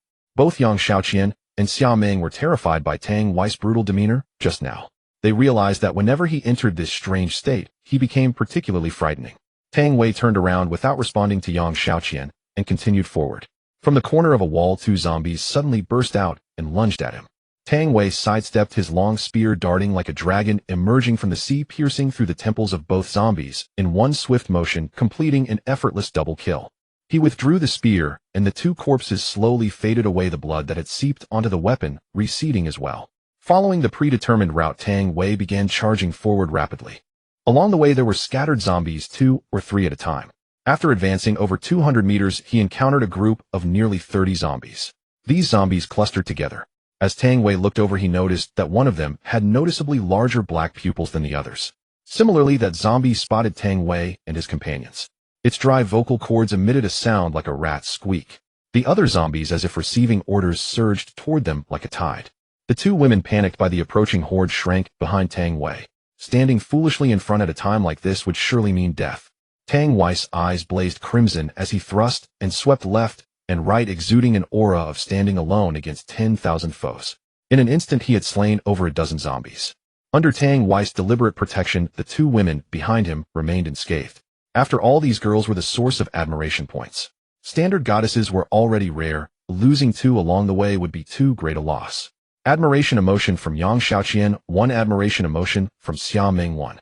Just then that peculiar zombie charged at Tang Wei with astonishing speed, clearly having a speed attribute of at least 200. But in Tang Wei's cursed state, even such speed seemed sluggish. Intrigued, Tang Wei used the system to scan this unusual zombie. A status panel appeared. Zombie ability: speed enhancement, strength 120, speed 200, endurance 120, skeletal strength 2, intelligence level 2. Level 1 ordinary zombies rely on instinct to find food. A level 2 intelligence is equivalent to a normal human 5-year-old child. A level 3 and 4 are equivalent to a normal human 10-year-old child. Level 5 is equivalent to a normal human 12-year-old. A level 6 approaches in normal adult human. A level 7 reaches adult human intelligence. This zombie has level 2 intelligence. Tang Wei was slightly taken aback after reading the data. No wonder it could command other zombies to attack. Tang Wei thrust his spear at the intelligent zombie as it lunged. The zombie reacted quickly, grabbing an ordinary zombie beside it to use as a shield. The spear pierced the ordinary zombie's skull, causing its trajectory to deviate. Although it still struck the intelligent zombie, the blow did not hit a vital spot. Ignoring the spear embedded in its body, the zombie continued to flail its claws wildly at Tang Wei. Even a scratch from those knife-like talons would be fatal or cause severe injury. Tang Wei sneered, releasing the spear and swinging a wrench with both hands. Bang! A dull thud echoed as flesh and blood splattered everywhere. The zombie could not withstand Tang Wei's terrifying burst of 300 strength. Its head exploded instantly, and the iron wrench bent slightly from the immense force. Killed a zombie, gained 50 experience points. Admiration emotion from Yang Xiaoqian, 1 admiration emotion from Xia Ming, 1. The admiration points from Yang Xiaoqian and Xia Ming kept increasing. After all, everyone admires the strong, especially women. Seeing Tang Wei slaughter through the zombie horde like a god of war descending made the 2 women's hearts race, their eyes filled with worshipful stars. Tang Wei didn't stop. As the last zombie fell, a pleasant system prompt sounded. Congratulations, host has leveled up to level 2, unlocking the gacha machine function. Tang Wei felt as if his entire body was bathed in a spring breeze, experiencing a sort of sublime elevation. He opened his character panel and saw name Tang Wei, age 23, level 2 experience, to next level 305000 abilities: strength, speed, defense, skeletal enhancement, strength 200, speed 200, endurance 200, skeletal strength 4, mental power 130150, fatigue 110200, positive emotion points 4, negative emotion points 2394, admiration emotion points 43. Tang Wei noticed that even after his negative emotion points reached 2000, no new item had been unlocked. He wondered what threshold was needed next. After this level up, all attributes increased, and his mental power grew by 50 points. Tang Wei also discovered that his ability, originally rated as normal, had become multi-attribute enhancement after his strength, speed, and endurance reached 200, and his skeletal strength reached 4. Filled with joy, Tang Wei closed the attribute interface and continued forward. He dared not waste time. His sanity had already recovered to 65, and he sensed the curse would fade in about 10 more minutes. After the zombie corpses vanished, the two women began clearing the battlefield. Where the agile zombie's body had disappeared, a black-green corpse pill lay, quite different from the ones they had seen before. Yang Xiaoqian glanced at it, pocketed the pill, and resumed collecting other loot. A few minutes later, Tang Wei and his companions arrived at the most dangerous stretch. Only a few dozen meters remained to reach Building A of the female dormitory. To the right was the north playground, where hundreds of zombies roamed back and forth. If Tang Wei were alone, he could dash across in the blink of an eye, but with these two girls, it was impossible. His enhanced gaze swept over the playground and soon locked onto a zombie 100 meters away. That zombie's face was covered in pustules with yellow-green liquid oozing from the burst boils. The black pupils in its eyes were even larger than those of the previous agile zombie. The nauseating zombie seemed to sense Tang Wei's gaze and abruptly turned its head to look back at him. As the zombie's gaze fell upon them, the surrounding undead immediately stirred restlessly, with several even charging toward Tang Wei. The two young women instinctively wanted to flee upon realizing the zombies had spotted them. Just then Tang Wei cautioned in a low voice, "Don't move." Hearing his words, they retracted their legs and stood frozen, trembling all over with tension. Tang Wei locked eyes with that particular zombie from across the distance. Soon the zombie bared its teeth and let out a guttural snarl, causing the few that had already charged to halt abruptly and reluctantly rejoin the horde. Tang Wei breathed a silent sigh of relief. This zombie clearly possessed a far higher level of intelligence. It must have sensed the dangerous aura emanating from Tang Wei, thus commanding its underlings not to attack rashly. It seemed zombies could also evolve. At this rate, before long they would likely begin hunting humans in an order. "Let's go." Tang Wei withdrew his gaze and led the two women at a leisurely pace toward female dormitory Building A. Hundreds of zombies on the training field watched them as if the trio were being reviewed. Both Yang Xiaoqian and Xiaoming felt their legs grow weak, especially with hundreds of zombies staring intently at them. Had Tang Wei not been by their side, the mere gaze of those undead would have terrified them out of their wits. Upon reaching Building A, the three of them exhaled in relief. No sooner had they entered the building than a massive middle-aged female zombie lunged at Tang Wei with claws bared. Tang Wei dispatched the zombie with a single spear thrust. The bulky body hit the ground with a dull thud, followed by a flurry of hurried footsteps from the adjacent corridor. Without pausing, Tang Wei immediately dashed upstairs. He could sense that his cursed energy was running out and his stamina had nearly hit rock bottom. If not for the support of the cursed energy, he would have collapsed by now. Tang Wei led the two young women swiftly upward, eliminating every zombie they encountered along the way. When they reached the 6th floor and finished clearing the few zombies in the corridor, the black lines on Tang Wei's face gradually faded, and the world before his eyes returned to normal colors. As Tang Wei ran toward dormitory 608, he spoke to Xiaoming. "Tell her to open the door. I can't hold on much longer." Before he could finish, hurried footsteps echoed again from the stairwell. It went without saying that the sounds of combat had drawn zombies from other floors. Xiaoming responded, immediately dashing to the door of 608 and pounding on it as she shouted, "Yao Yao, open up. We're here." Just then the cursed energy vanished completely, and exhaustion washed over him like a tidal wave. Were it not for his sheer willpower, Tang Wei would have already fallen unconscious. Yang Xiaoqian noticed Tang Wei's deteriorating condition. She hurriedly supported him while turning anxiously to Xiaoming. "Get Xia Yao to open the door. The zombies are almost upon us." The chaotic footsteps grew ever closer. Inside dormitory 608, the atmosphere was as taut as a drawn bowstring. Zhang Lily, clad in her nightgown, stood blocking the dormitory door, refusing to let Xia Yao open it. "Yao Yao, you absolutely cannot open the door. We have no idea if those people outside are infected. If they are letting them in, would be the end of us." Xia Yao's brows knitted tightly, her delicate face cold and urgent as she cried out, "Lily, open the door. That's my sister outside. Open it now." Before her words faded, she reached for the doorknob. Zhang Lily swiftly moved to block her, and the two young women immediately became entangled in a struggle. Outside the dormitory, Xiaoming's heart was racing with desperation. Ignoring the risk of attracting more zombies with the noise, she pounded frantically on the door, her voice filled with anguish. "Yao Yao, open up, please open up." At that moment, a zombie at the forefront burst out of the stairwell, slamming into the opposite wall, before turning and charging straight at the trio. You need to get your sister to open the door." Yang Xiaoqian glanced at Tang Wei, who was panting and utterly weakened, and stamped her foot in desperation. Yang Xiaoqian took the now-dulled spear from Tang Wei's hand, ready to fight to the death. She was not the type to wait idly for doom. At this critical moment, the door of dormitory 608 creaked open. "The door's open, the door's open." The two women felt as if they had grabbed a lifeline. With great effort, they managed to drag Tang Wei into the room. But before the door could close completely, the foremost zombie had already reached the threshold. Its hand and head were jammed in the doorway, a face covered in pustules and bulging eyeballs that sent shrieks of terror from the girls inside. Yang Xiaoqian pressed against the door while shouting at the screaming Xia Yao and Zhang Lili, "Don't just stand there. Come help hold the door." Snapped back to reality, the two girls rushed over to assist. Yang Xiaoqian gripped the spear with both hands, clenched her teeth, and drove it with all her might straight into the zombie's head. Thud! The spear pierced precisely through the zombie's right eye. Its bulging eyeball burst, instantly splattering Yang Xiaoqian's face with pale brain matter and dark red blood. But Yang Xiaoqian did not flinch. She continued to push outward with the spear. Once she forced the zombie back, she quickly withdrew the weapon. Boom! With a loud crash, the door of dormitory 608 finally slammed shut. The reddened white fluids on Yang Xiaoqian's face and body slowly disappeared, a sign that the zombie she had impaled was now truly dead. After Xia Ming locked the door, she frowned slightly and said to Xia Yao with a hint of reproach, "Yao Yao, why did it take you so long to open the door?" Xia Yao stammered at a loss for how to explain. She did not want to betray the roommate she normally got along with. Just then Zhang Lili spoke up with a scornful acerbic tone, "I told her not to open it. For all I knew, you might have been infected. If I let you in and you turn into zombies, what would we do?" Slap. Without a word, Yang Xiaoqian raised her hand and delivered a resounding blow. A distinct five-fingered mark instantly appeared on Zhang Lili's cheek. Zhang Lili's eyes widened with venomous resentment. She had never been struck like this except during intimate moments with her boyfriend.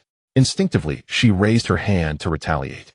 But when she met Yang Xiaoqian's icy knife-like gaze and saw Xia Ming glaring furiously as well, she lowered her hand. Covering her face, she slunk back to her bed, the resentment in her eyes burning even fiercer. Tang Wei was utterly exhausted, too weary to even lift his eyelids, so he feigned unconsciousness to conserve his strength while testing the girls' reactions. Yang Xiaoqian, Xia Ming, and Xia Yao, in a flurry of urgency, carried the seemingly comatose Tang Wei onto Xia Yao's bed. Relying on their rudimentary medical knowledge, they checked his pulse and heartbeat, and upon confirming he was still alive, breathed a tentative sigh of relief. Xia Yao hesitated, then spoke with some embarrassment, Sister Xiaoqian, do you have any food and drink? I'm almost starving." Yang Xiaoqian shook her head gently. In truth, she had some supplies in her bag, but they were given by Tang Wei, and without his consent, she dared not give them away. Knave-hearted Xia Ming, without overthinking, simply took out a saved bread and a bottle of purified water from her bag and handed them to Xia Yao. Xia Yao's eyes lit up. She eagerly twisted open the cap and gulped down most of the water in one breath, then tore open the bread and devoured it ravenously. Zhang Lili, watching from the side, swallowed hard in envy, but after 2 days without water, her mouth was parched and devoid of saliva. With a fawning and humble expression, she said to Xia Yao, "Yao Yao, I was wrong earlier. I shouldn't have stopped you from opening the door. I know my mistake. Can you spare me a little bread and a sip of water? I'm so hungry." Xia Yao furrowed her pretty brows. She was still angry at Zhang Lili for stopping her earlier, but seeing her pitiful state, her heart softened. After all, they were roommates. After a moment's hesitation, she broke off a third of the bread and handed the remaining water to Zhang Lili. "Thank you, Yao Yao, thank you, Yao Yao." Zhang Lili's eyes flickered with a trace of resentment at receiving only a third, but she accepted with feigned gratitude and began to wolf it down. Though the meager food and water were far from filling, they restored a measure of her strength. Xia Yao quickly finished the bread, licked the crumbs from her palm, and looked up at Xia Ming with some embarrassment. "Sis, I was too hungry, I couldn't help eating it all." Xia Ming smiled and shook her head. "It's fine. Brother Wei can conjure food from his tool bag. When he wakes up, I'll ask him to show you." Reunited with her sister, Xia Ming was in high spirits and inadvertently revealed Tang Wei's ability to produce items. Yang Xiaoqian frowned slightly, sensing that Xia Ming shouldn't have disclosed this, especially with others present beside. Words spoken carelessly are heard with intent. Zhang Lili, lying on her bed, was not resting but eavesdropping on their conversation. When she heard that Tang Wei's bag could produce food, her eyes lit up. She quietly took out her phone, pretended to go to the restroom, and secretly called her new boyfriend Fu Erdai. When the call connected, Zhang Lili lowered her voice urgently. "Honey, Xia Yao's sister brought people here. A woman even slapped me. Honey, you have to avenge me." Fu Erdai was taken aback. "Who?" "Xia Yao's sister. That's Xia Ming." "Who else went with them? Did Li Han come?" Zhang Lili lowered her voice again. "Li Han wasn't there. There's an unconscious man and a pretty girl. Xia Yao called her sister Xiaoqian. That Xiaoqian woman slapped me." Fu Erdai's eyes glinted with lechery as he muttered to himself, "Yang Xiaoqian and Xia Ming. Damn, where's that slut Li Han?" Zhang Lili spoke softly again. "By the way, honey, I heard Xia Ming say that man's tool bag can conjure supply." "Oh, Conjure supplies. Keep an eye on them, especially find out if it's true. Fu Erdai commanded, then added, once my father's men arrive, I'll come find you, and teach them a lesson. Zhang Lili knew full well what lesson meant. Though displeased, she forced a smile. Thank you, honey. You're so good to me. Please come quickly, I miss you. Fu Erdai grunted in acknowledgement, and hung up. After the call, Zhang Lili composed herself, unlocked the restroom door, and returned to her bed. Meanwhile, Tang Wei, still feigning unconsciousness, had overheard every word of Zhang Lili's phone conversation. Though he didn't know who was on the other end, he understood that someone behind her planned to target them. At the Xiangila 5-star hotel near the south gate of Bincheng University, Fu Erdai reclined on a leather sofa in the presidential suite and tossed a corpse pill into his mouth. As the corpse pill entered his stomach, his body convulsed violently, as if seized by an invisible force. Every muscle contracted intensely. His black pupils shrank to the size of millet grains, gleaming with a chilling light, then slowly returned to normal, but the madness deep in his eyes only grew fiercer. In the suite stood a dozen men armed with knives and clubs, all wearing menacing expressions. On the floor knelt several trembling women, disheveled and terrified, their eyes filled with fear and despair. Some were hotel maids, others unlucky female guests trapped there. The entire hotel had fallen under Fu Erdai's control. Any man who dared resist or refused to follow him had been brutally killed. A group of men daily trampled upon the women who caught their fancy. Some women, unable to bear the humiliation, chose to end their lives. Fu Erdai didn't care. He even used their corpses as bait to lure zombies. Ever since he discovered that zombies had a chance to drop corpse pills which could enhance his strength, he had gone complete. To improve the bait's effectiveness, he even bloodily bled living people alive, relishing their agonized screams and gushing blood to attract zombies into traps, then hunted them down. The darkness of the apocalypse and the ugliness of human nature were vividly enacted in this hotel. Tang Wei, seeing Zhang Lili return to her bed, pretended to just wake up. Yang Xiaoqian, sitting nearby, saw Tang Wei revive, and a flash of delight crossed her eyes. She quickly helped him up with gentle, yet urgent movements. Then Yang Xiaoqian took out a bottle of purified water, gently twisted off the cap, and carefully fed it to Tang Wei. Xia Ming also looked on with concern, her eyes full of worry. After drinking, Tang Wei began to survey his surroundings. The dormitory was spacious and bright, about 30 to 40 square meters, with 4 single beds neatly arranged on both sides. Each bed had a study desk, giving a simple and cozy feel. On the opposite 2 beds, 2 girls were staring intently at him. Tang Wei activated the system and focused on the prettiest one. Name Xia Yao. Gender female. Age 20. Level 1. Experience 01000. Ability ordinary. Strength 70. Speed 70. Endurance 70. Bone density 1. Appearance 92. Figure 94. Temperament 93. Affection 0, pure as snow. Overall charm rating 93, goddess standard. Then he turned to the other girl, and the system info appeared. Name Zhang Lili. Gender female. Age 20. Level 1. Experience 01000. Ability ordinary. Strength 70. Speed 70. Endurance 70. Bone density 1. Appearance 79. Figure 76. Temperament 73. Affection 39, fickle and unchaste. Overall charm rating 76, does not meet goddess standard. As expected, Xia Yao met the goddess standard, while Zhang Lili, who had secretly made the call, not only failed the standard, but had a rich romantic history, having slept with 39 men. Tang Wei averted his gaze from Zhang Lili with a hint of disdain, redirecting his attention to Xia Yao. Her face was delicate, with a rosy complexion that glowed with health. Her wavy hair cascaded carelessly over her shoulders, every strand exuding an alluring charm. Her eyes sparkled like stars, lively and mischievous. She wore a white t-shirt with a cute bear print on the chest. Due to her figure, the bear appeared strikingly three-dimensional, adding a hint of allure. Beneath the t-shirt, her long snow-white legs were perfectly proportioned, radiating youthful vitality. Tang Wei appraised Xia Yao's stunning figure, while she in turn examined him. Seeing the two staring at each other, Xia Ming quickly interjected, "Brother Wei, this is my sister Xia Yao. Yao Yao, come over and say hello to Brother Wei." Xia Yao tilted her head, blinked her lively big eyes, and said playfully, "Wei, Brother Wei, can you conjure food out of your bag? Can you show me?" Tang Wei raised an eyebrow, then smiled at Xia Yao and asked, "Oh, how do you know?" Xia Ming suddenly remembered that she had inadvertently blurted it out earlier out of excitement. Seeing Tang Wei's enigmatic smile, she shuddered and thought to herself that this was bad. Naive and kind-hearted Xia Yao, still unaware of what had happened, continued, "My sister." Before she could finish, Xia Ming, standing beside her, dropped to her knees with a thud, trembling uncontrollably. Her voice quivered as she explained, Brother Wei, I accidentally let it slip. Please spare me this time." Xia Yao was stunned. Naturally a bit ditzy, she couldn't understand why her sister had suddenly fallen to her knees begging for mercy. Tang Wei still wore that ambiguous smile. Ignoring Xia Ming's plea, he turned his gaze to Xia Yao and asked calmly, "Why didn't you open the door for so long?" At that moment Tang Wei's eyes carried murderous intent. Having killed nearly 100 zombies, the fierce, killing aura emanating from him seemed almost tangible. How could an innocent young girl withstand it? Xia Yao was terrified by Tang Wei's fierce glare. Stuttering, she said, I. After several false starts, she couldn't utter a complete sentence. Xia Ming quickly explained on her sister's behalf, "Brother Wei, it's not my sister's fault." Her roommate refused to open the door. At this moment Xia Ming could care about nothing else but protecting herself and her sister. Without hesitation, she threw Zhang Lili under the bus. Tang Wei shifted his piercing gaze to Zhang Lili. You, what are you looking at? Just because you look fierce, do you think I'm afraid of you?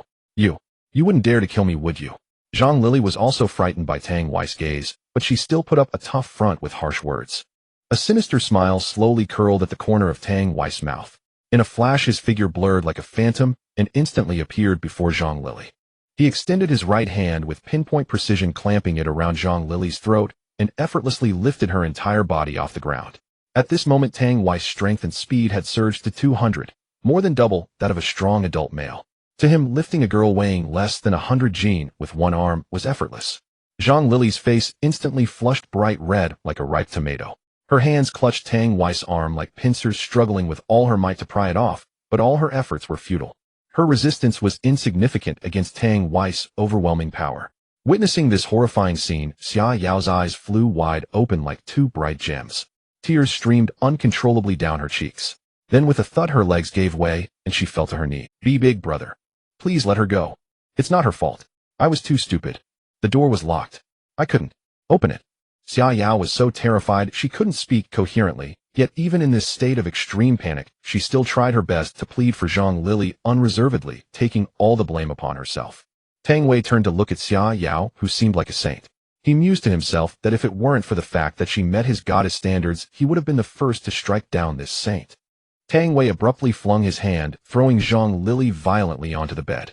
He spared Zhang Lili's life for a simple reason: first, to show Xia Yao the true nature of people; second, to wait for Zhang Lili's so-called husband to come so he could eliminate the threat completely.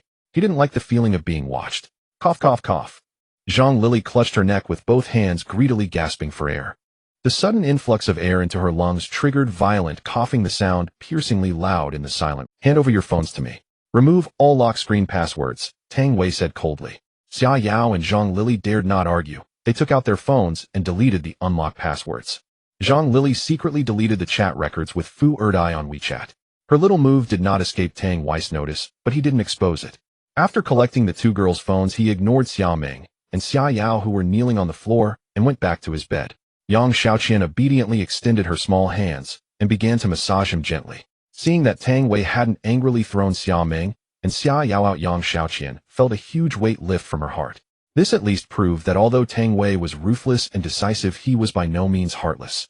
As long as she performed well and won Tang Wei's favor, she would surely live a stable life without worrying about food and drink.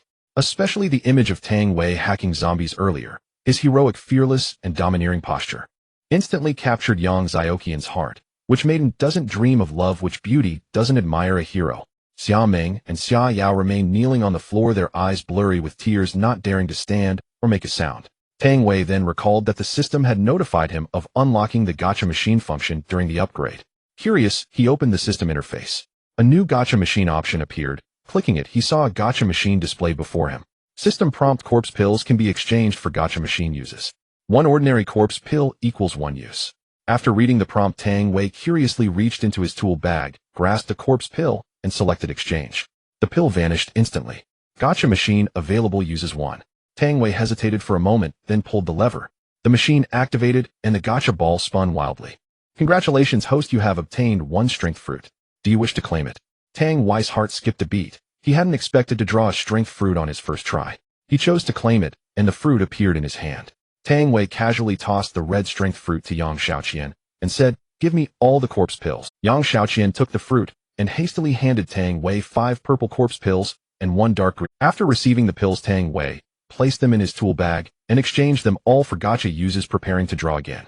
Yang Xiaoqian took the red fruit that Tang Wei handed to her, thinking it was just an ordinary fruit, and took a big bite. The sweet, juicy flesh instantly exploded on her taste buds, and the exquisite flavor intoxicated her. She finished it in 2 bites, and what surprised Yang Xiaoqian was that the fruit had no pit, entirely flesh. As the fruit went down, a burning sensation spread in her abdomen and her muscles rippled. Yang Xiaoqian's beautiful eyes widened in shock as she looked at Tang Wei. She wanted to voice her gratitude, but Tang Wei shook his head to stop her. Understanding, she blushed, her eyes brimming with deep affection for him. Tang Wei exchanged the corpse pill. The number of available uses displayed on the gacha machine turned to 10. That second-tier corpse pill was actually worth 5 ordinary first-tier corpse pills. Tang Wei hesitated no more and directly initiated a 10-pull draw. Seeing the system prompts before him, Tang Wei's face turned green. This gacha machine seemed to be directly connected to a department store. 10 draws, and not a single fruit was obtained. Only daily necessities and household supplies. The funniest thing was that there was even a rusty chopper. Tang Wei had originally thought the gacha machine guaranteed at least an attribute fruit, otherwise he wouldn't have generously rewarded that strength fruit to Yang Xiaoqian. It turned out he had struck gold with his very first draw. Tang Wei helplessly chose to claim everything. To make Zhang Lili think that the tool bag could produce supplies, he deliberately placed his hand inside the bag while claiming. The shriveled tool bag instantly bulged. Tang Wei did not conceal it. In fact, he made sure Zhang Lili saw. All 4 women's eyes were fixed on the canvas tool bag in Tang Wei's hand. He reached in and pulled out a box of little umbrellas, then tossed it to Yang Xiaoqian for safekeeping. Yang Xiaoqian caught it, and when she saw what it was, her pretty face blushed. He reached in again, and a set of purple lace lingerie appeared in his hand. The 4 women's faces all reddened. They thought Tang Wei was a pervert for pulling out such things. Tang Wei looked at the sexy lingerie, hesitated a moment, then tossed it to Xia Yao, who was kneeling nearby with tears in her eyes. This suits you better. Xia Yao's face flushed. She didn't want to take it, but she was afraid Tang Wei would be angry if she refused, so she could only accept it and thanked him repeatedly. Thank you, Wei Gu. Tang Wei was taken aback. He had thought Xia Yao's thanks were mere lip service, but it turned out she was sincere. Tang Wei looked at the naive Xia Yao. This girl was truly innocent and kind-hearted. A man gave her lingerie, and she genuinely thanked him. Tang Wei smiled and shook his head, continuing to take out supplies: red socks, skincare cream, men's underwear, and other items, all thrown to Yang Xiaoqian for safekeeping. Yang Xiaoqian's excitement was beyond words. She felt she had gained importance, first being fed a strength-enhancing fruit, and now entrusted with the supplies. This clearly meant he was grooming her to be the first wife. Meanwhile, Xia Meng's eyes dimmed, her heart sour and inexplicably uncomfortable. She was, after all, Tang Wei's first woman. Although Tang Wei didn't blame her, ignoring her like this was worse than scolding her. Tang Wei took out the last item, a rusty chopper covered in rust as if from a scrapyard. Yet upon closer inspection, Tang Wei noticed that although the blade was rusty, the entire body was pitch black, unlike an ordinary item. Using the system to scan the chopper's attributes appeared before his eyes. After seeing the attributes of this chopper, Tang Wei's eyes lit up. To him now this blade was practically a... At this moment, Zhang Lili spoke up timidly. Brother, I'd like to make a phone call. I promised my family I'd check-in every afternoon. Tang Wei naturally knew who she wanted to call. He generously nodded and handed his phone to Zhang Lili. Zhang Lili thanked him and took the phone, then headed toward the bathroom. Both Yang Xiaoqian and Xia Meng were dumbfounded. When had Tang Wei become so easygoing? No exchange required. He just lent it, even letting her leave his sight to make the call. Tang Wei had his own plan. His hearing and vision had greatly improved, so he deliberately lent his phone to Zhang Lili, intending to listen in on her plan. Know the enemy and know yourself, and you can fight 100 battles without defeat. Zhang Lili locked the bathroom door, then secretly dialed a phone number. The call connected, and Zhang Lili lowered her voice. Honey, it's me, Lily. They took my phone. That man seems to be a drain unclogger. His clothes and bag both say drain unclogging. And that bag really can produce supplies. Fu Erdai on the other end heard Zhang Lili's words. His eyes lit up, and he sneered, oh, it can really produce supplies. Interesting. Humph. Didn't you let that man relieve your itch? Nasty. He wanted to, but how could I let it? Fu Erdai chuckled lecherously and continued, keep an eye on them. It'll take a day or two. They'll come pick you up once everyone's gathered. Call me every afternoon, and he'll tell you the specific time. Before the operation, you must find a way to make them take the medicine I gave you. Then he'll upload videos of those bitches to Douyin and get back at them for you. Thank you, honey. You're the best to me. After finishing her phone call, Zhang Lili deleted the call log, then dialed the home phone. After chatting loudly for a while, she walked out of the bathroom. With a smile on her face, Zhang Lili handed the phone back to Tang Wei, with both hands expressed her gratitude, and returned to her own bed. By then, Tang Wei had already guessed who was behind Zhang Lili's actions. It had to be Li Han's boyfriend Fu Erdai, the one who liked to slip drugs into drinks, because he had just received a wave of negative emotions from Fu Erdai. Tang Wei took the phone and opened WeChat, where he saw over a dozen friend requests waiting. He accepted them all and asked each one to send a photo. He scrolled through one by one only to find that not a single one met his requirements. There were even a few middle-aged women who could ride the subway for free by age boldly recommending themselves. The quality of beauties in the nearby neighborhoods was truly disappointing. Either they didn't meet his goddess standards, or their private lives were a mess. After pondering for a moment, Tang Wei came up with an idea. Where could he find the most young and beautiful goddesses? Naturally at universities. He didn't have any university group chats himself, but they did, and Li Han's phone had plenty of class groups, department groups, and the like. Tang Wei picked up the 5 phones and added his WeChat account to various groups. He didn't spare even the bestie groups and food-sharing groups. Soon his WeChat had over 40 more groups. Tang Wei felt delighted, but didn't dare send too many messages, afraid that a sudden surge of negative emotion points would activate the curse power. After some hesitation, he decided to test the waters by posting an ad in Li Han's art department main group. Professional drain unclogger taking in goddesses. Looks, figure, and temperament must be top-notch. Roast chicken bread, purified water, and fruit are all you can eat.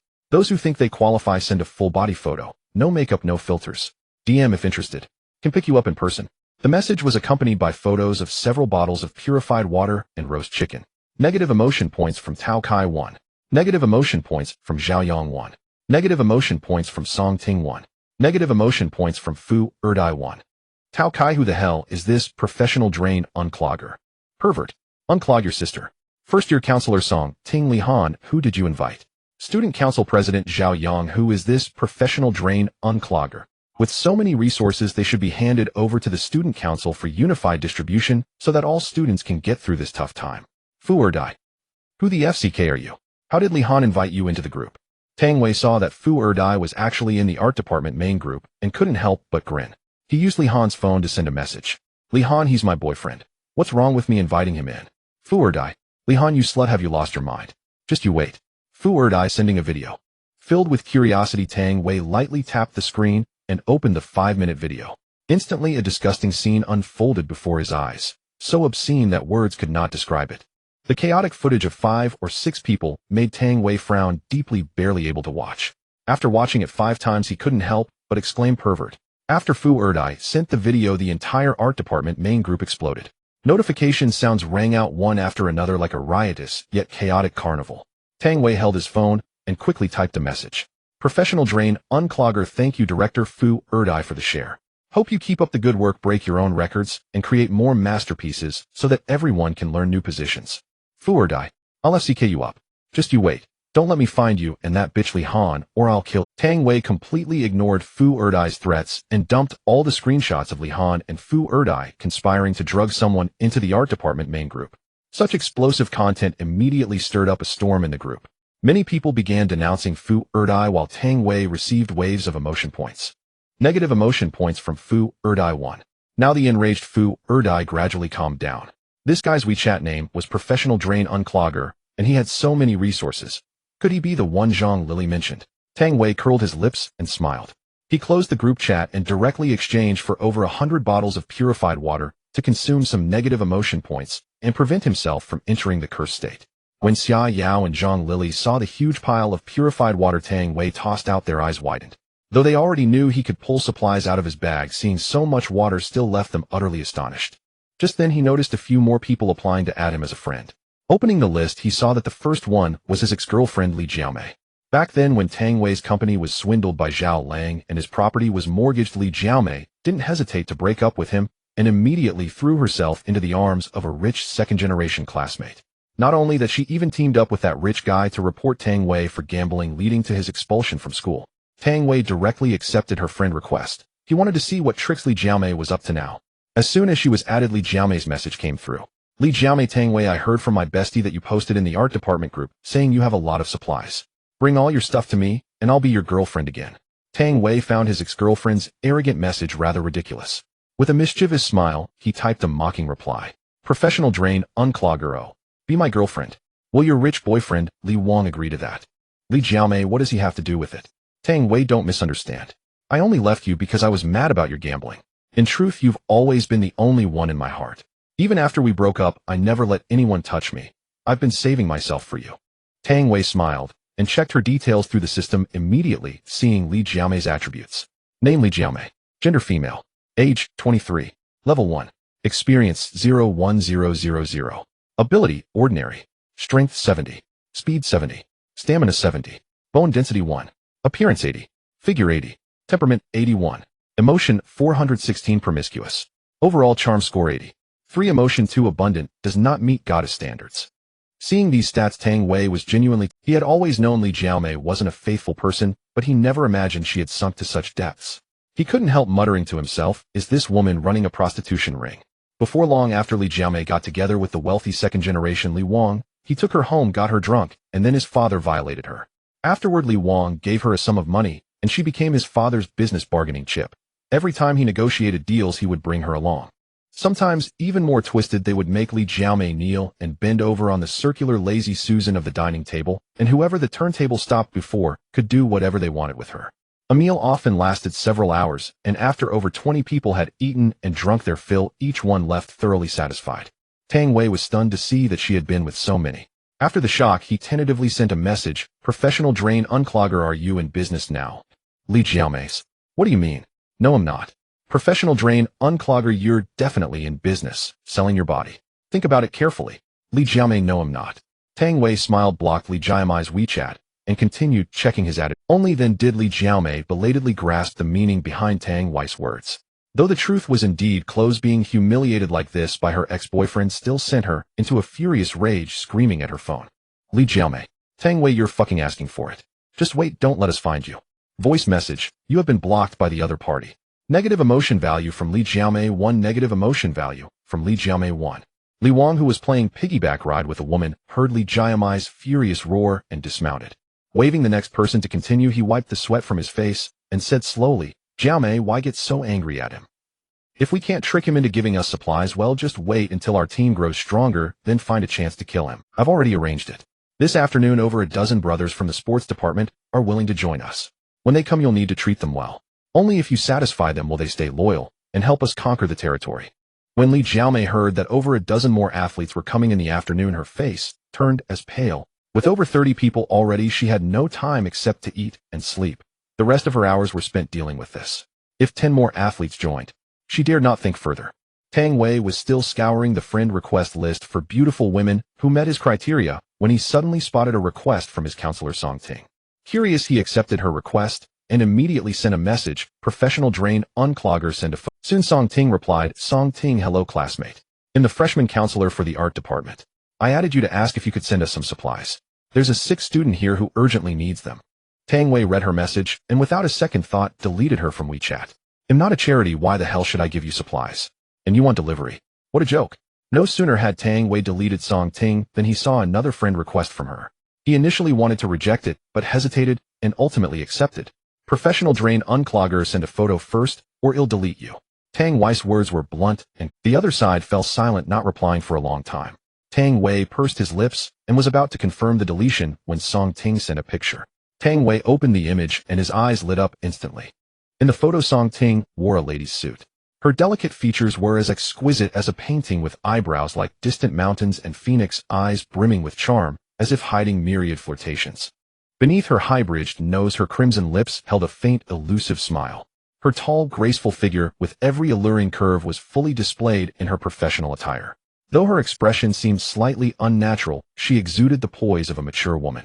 Tang Wei scanned her with the system, and Song Ting's attributes instantly appeared before him. Name Song Ting, gender female, age 24, level 1, experience 01000, ability ordinary, strength 70, speed 70, endurance 70, bone strength 1, appearance 94, figure 95, temperament 96, affection 0, pure and unblemished, overall charm rating 95, meets goddess standards.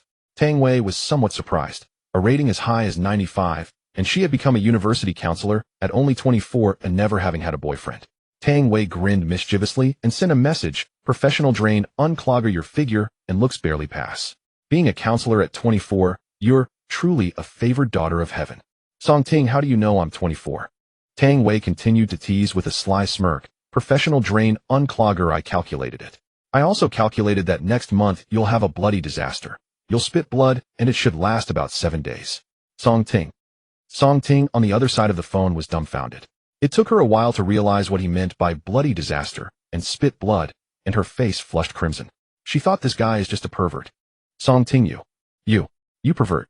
Negative emotion value from Song Ting 1, negative emotion value from Song Ting 1. In the past, if someone had teased her like this, she would have blocked them without hesitation. But now she needed his help, so she could only suppress her disgust.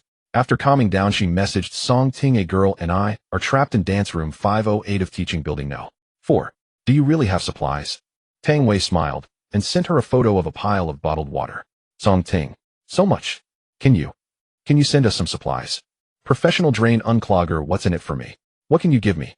Song Ting was silent for a long time before replying, Song Ting, I can thank you. Professional drain unclogger, damn, thank your ancestors. Others at least draw a pie in the sky, but you don't even draw a pie. You're just robbing me. Piss off, I don't have time for your good person card. Don't add me again, or I'll make sure you don't have that bloody disaster next month. After sending the message, Tang Wei deleted Song Ting from his contacts. Just after that, he received another friend request from her and chose to ignore it. As dusk fell, Yang Shaoqian gently massaged Tang Wei while whispering, Brother Wei, let them get up.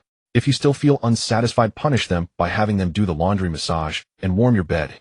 Tang Wei cast an approving glance at Yang Shaoqian, appreciating her cleverness and her understanding of such matters require someone to play the villain and someone to play the hero. Thus, he subtly nodded in agreement to Yang Shaoqian's proposal. Seeing this, Yang Shaoqian sweetly smiled and turned to Xia Ming and Xia Yao, saying, You two come over here and give Brother Wei a massage. Her demeanor carried the grace of a matriarch. Xia Ming and Xia Yao hurriedly stood up, their legs numb from kneeling for too long, struggling to walk. The sisters began to massage Tang Wei diligently. Xia Ming appeared quite natural, while Xia Yao's expression was much more complex, filled with both grievance and fear. As she gently massaged with her small hands, she occasionally stole glances at Tang Wei's face, her heart racing with fear, worrying that if he became displeased, he might raise her with a single arm. Over an hour passed, and outside it was already pitch black. Only then did Tang Wei wave his hand, signaling the two women to stop. He stood up and took out a tool bag, retrieving several bread rolls, 2 roasted chickens, and some fruits. Yang Shaoqian, Xia Ming, you two eat. Yang Shaoqian joyfully approached, unreservedly starting to eat. Yang Shaoqian's affection value 1, Xia Ming's affection value 1, Zhang Li's negative affection value 1. Xia Ming glanced at her sister, who was swallowing hard with desire, wishing to plead with Tang Wei to let her sister have some food. But recalling how she had just displeased Tang Wei that afternoon, the words stuck in her throat, and she dared not approach to eat, silently enduring the agony of hunger. Tang Wei turned to Xia Ming, raising an eyebrow and asking, Aren't you eating? Xia Ming struggled to swallow, forcing out a smile that looked more like a grimace, saying, Brother Wei, I'm not hungry, you all eat. Tang Wei did not linger on words, and he and Yang Shaoqian began to enjoy the feast. The enticing aroma of roasted chicken instantly filled the room, as if it possessed a magical allure that made one drool. Xia Yao's mouth opened and closed, her big eyes fixed on the roasted chicken on the table, staring without blinking, her gaze full of longing. Beside her, Zhang Li was equally tempted. Although she felt fear towards Tang Wei, the strong temptation of food made her muster the courage to speak big.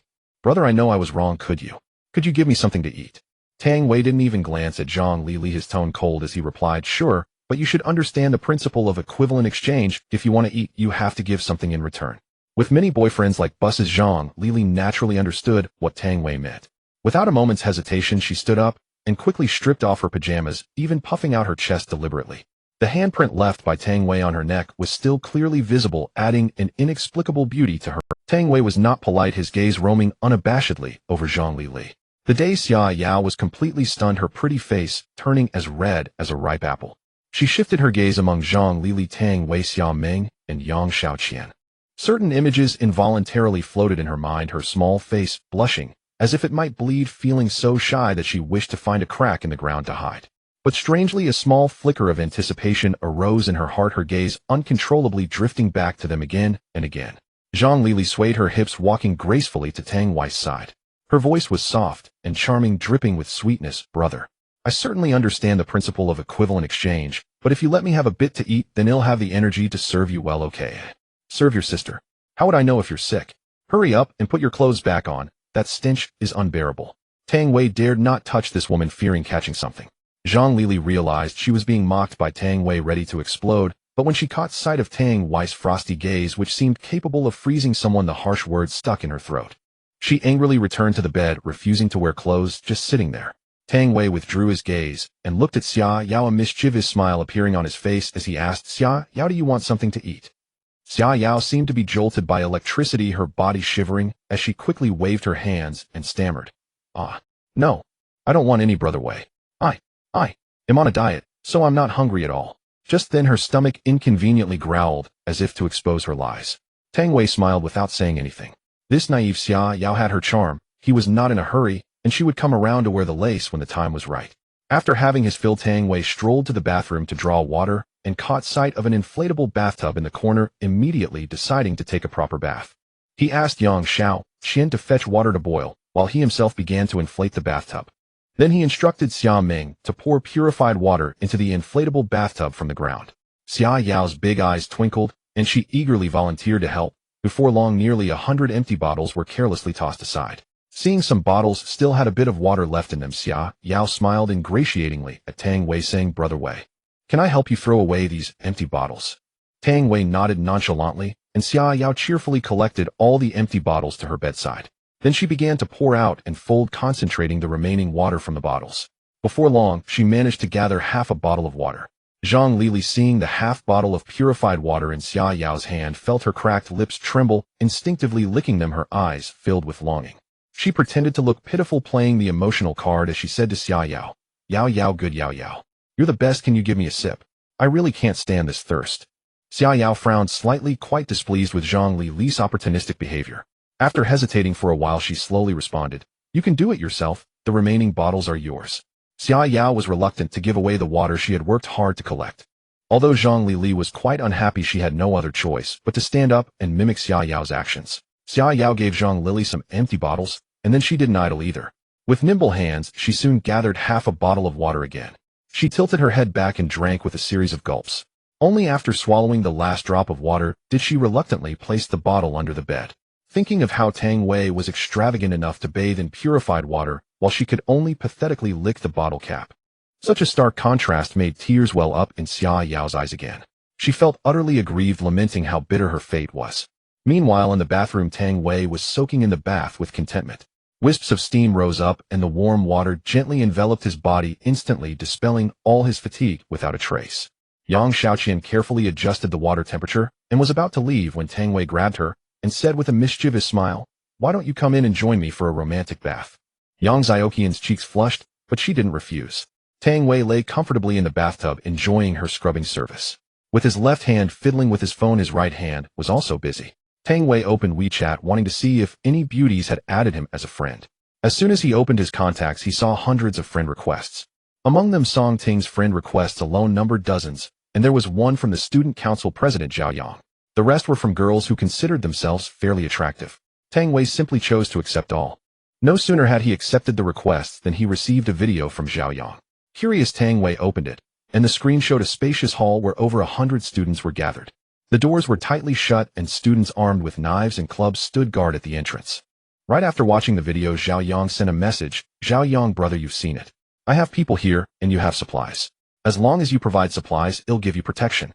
Then the two of US brothers can unite everyone at Bincheng University, and the entire Bincheng will have a place. Professional drain cleaner, you have so many brothers under you. Why not just take them to scavenge for supplies?" "Zhao Yang, brother, you don't understand. I took people, and the supplies from one supermarket were eaten up in less than 2 days. With nearly 200 men under my command, the daily consumption of supplies is astronomical. Professional drain cleaner, not interested. I can protect myself, and I don't have much supplies left. Zhao Yang, brother, don't you like beautiful women? I have countless beauties here. As long as you come, anything can be arranged. I guarantee you'll be a bridegroom every day and change brides every night." Tang Wei never expected that Zhao Yang, the student council president, who always claimed to work for the students' welfare, would be so depraved as to treat girls as bargaining chips. Tang Wei couldn't be bothered with such a person. He took a screenshot of the chat, then directly blocked him on WeChat and began checking his other new friends. When Zhao Yang realized he had been blocked by Tang Wei, his face instantly darkened like the sky before a storm. The burly man beside him, holding a compound bow, quickly spoke up, "President, what if we can't trick this guy? We don't have much supplies left." Zhao Yang's eyes flashed with ruthlessness like a wolf in the dark. He said coldly, "Tomorrow find a way to trick a few students into being bait. Lure away the zombies outside the supermarket at the East Playground. Then bring our trusted men to that supermarket and publicly claim we're scavenging supplies. Leave those useless people here to fend for themselves. By the way, pick a few good-looking girls to bring along. In case the brothers get bored later, we'll have some entertainment." The sports student beside him, upon hearing Zhao Yang's words, his eyes lit up like a twinkling star in the night sky, and a lewd grin spread across his face. He nodded hastily and said, By the way, President Song Ting, the freshman counselor from the art department, begged for our help again today. She's a famous beauty. Can we get her? Zhao Yang's mind flashed with Song Ting's graceful figure, and he nodded with a lewd smile. Tomorrow lure the zombies from the north playground over here. ITLL help us clear out the dead weight. While the zombies are lured away, you take a few people and also bring Song Ting to the supermarket at the east playground. Then every brother will get a share. Tang Wei checked the photos sent by his new friends one by one. After a systematic review, none met his requirements. Either they didn't meet the standards, or they were too promiscuous. Just then Song Ting, who had just added him, sent a message. Song Ting, are you there? I want to see your supplies first. Tang Wei saw Song Ting's message, the corners of his mouth lifting slightly into a faint smile. He dodged Yang Xiaoqian, took a picture of the bathtub and water, and then sent the photo to Song Ting. Professional drain cleaner, too much purified water. Can't finish it, so I have to use it for bathing. Purified water bath. The more you soak, the better. Song Ting. Song Ting, you. Just tell me what I need to do for you to send us some supplies. Professional drain cleaner, this bath is pretty boring. Want to join me? Song Ting, you. Professional drain cleaner, if you don't want to forget it. He'll delete you as a friend. Tang Wei didn't actually delete her after saying that he waited for her reply. Sure enough, Song Ting quickly replied, Song Ting, don't delete. I agree. As long as you send us supplies, I'll accompany you. Tang Wei's lips curled into a smug smile. Even the aloof and mature beauty had to comply. He unhurriedly sent a message. Professional drain cleaner, send me your location. Let me check the route. Song Ting, I've initiated location sharing. After checking the route, Tang Wei agreed with Song Ting to go find her tomorrow during the day. Tang Wei was in a great mood. He reached out and gently hooked Yang Xiaoqian's chin. Yang Xiaoqian tilted her head back, pouting her sore little lips. Whether from steam or shyness, her exquisitely beautiful face was flushed, and her big watery eyes met Tang Wei's gaze. An hour later, Yang Xiaoqian emerged from the bathroom fully dressed. Meeting the gazes of the three girls, she shyly said to Xia Meng beside her, Brother Wei wants you to go help him bathe. Xia Meng's face turned red when she heard Yang Xiaoqian call her. She knew exactly what Tang Wei wanted her for. Glancing at Xia Yao, who was hiding in the bed, she blushed and entered the bathroom. Xia Yao's face was also flushed. She curled up under the covers, leaving a small gap to secretly peek at the bathroom, her heart pounding like a little deer. Xia Yao felt nervous and fearful, worried that when Xia Meng came out, she would be asked to help Tang Wei bathe as well. 2 hours later, Tang Wei emerged from the bathroom with a weak-legged Xia Meng. Xia Yao dared not even breathe, her heart full of worry that Tang Wei might make inappropriate demands. Recalling the terrifying scene of Tang Wei effortlessly lifting her with one arm, her mind became a tangled mess. She kept asking herself in her heart if Tang Wei really made a request, should she agree or not. Fortunately, what Xia Yao feared did not happen. Tang Wei directly crawled into Yang Xiaoqian's bed to sleep. Xia Meng, blushing with flickering eyes, glanced secretly at her younger sister and said in a very soft voice, Yao Yao, I didn't drain the water. Do you want to take a bath? Xia Yao hadn't washed her face for days, let alone taken a bath. Hearing her sister's words, she instinctively turned her head to look at Tang Wei. Seeing that he showed no reaction and didn't stop her, she nodded hurriedly. She quickly grabbed her toiletries and rushed into the bathroom. After repeatedly checking that the door was locked, she finally felt relieved. At that moment, the bathroom still reeked of a disconcerting scent. Xia Yao undressed and slowly laid down in the tub of cold water to bathe. While washing comfortably, she turned her head inadvertently and saw 2 strange pink balloons in the trash bin beside her. Filled with confusion, she reached out and picked them up. As soon as she realized what they were, she flinched as if electrocuted, her body trembling, nearly crying out. As if throwing away a hot potato, she quickly tossed them back into the bin. Though the items were gone, Xia Yao's pretty face flushed all the way to her ears. All sorts of embarrassing scenes uncontrollably rampaged through her innocent little head. Half an hour later, Xia Yao emerged from the bathroom with a red face. Zhang Lili, upon seeing this, immediately rushed into the bathroom like a hungry wolf. Looking at the water in the tub, she ignored all else and directly laid down on the ground, gulping it down. Negative emotion value from Zhang Lili, 1 negative emotion value from Zhang Lili, 1 negative emotion value from Zhang Lili, 1. Tang Wei, nestled in his comfort zone, suddenly received a huge wave of negative emotions from Zhang Lili. The next morning, a ray of sunlight gently fell on Tang Wei's face through the window. Yang Xiaoqian in his arms slowly opened her sleepy big eyes and then gracefully rose. Tang Wei generously took out several bottles of purified water and handed them to Yang Xiaoqian and Xia Meng for washing. Xia Yao and Zhang Lili could only watch longingly, their eyes filled with envy. After washing up, Tang Wei brought out a pile of food and started feasting as if no one else was there. Xia Meng hesitated, biting her lip, looking tense, and spoke cautiously. Brother Wei, could you give Yao Yao something to eat? Tang Wei turned his head and gave Xia Ming a sharp look. His stare made her heart pound, and she avoided his gaze, not daring to meet his eyes. Tang Wei then glanced at Xia Yao, whose eyes were red and pitiful, and said, "Considering you gave me a massage yesterday, I'll give you half a roast chicken." With that, he tore off half the roast chicken and handed it to Xia Yao. After all, these were women who would follow him in the future. He needed them to provide admiration values, so he couldn't really let them starve. Xia Yao's eyes were full of surprise, but thinking of the so-called principle of equivalent exchange, she hesitated. Her outstretched hand froze in midair, afraid to take it. After all, accepting favors makes one indebted. What if Tang Wei demanded sexual compensation after she ate? Don't want it. Then forget it. Tang Wei made as if to take back the chicken. I want it. Thanks, Brother Wei.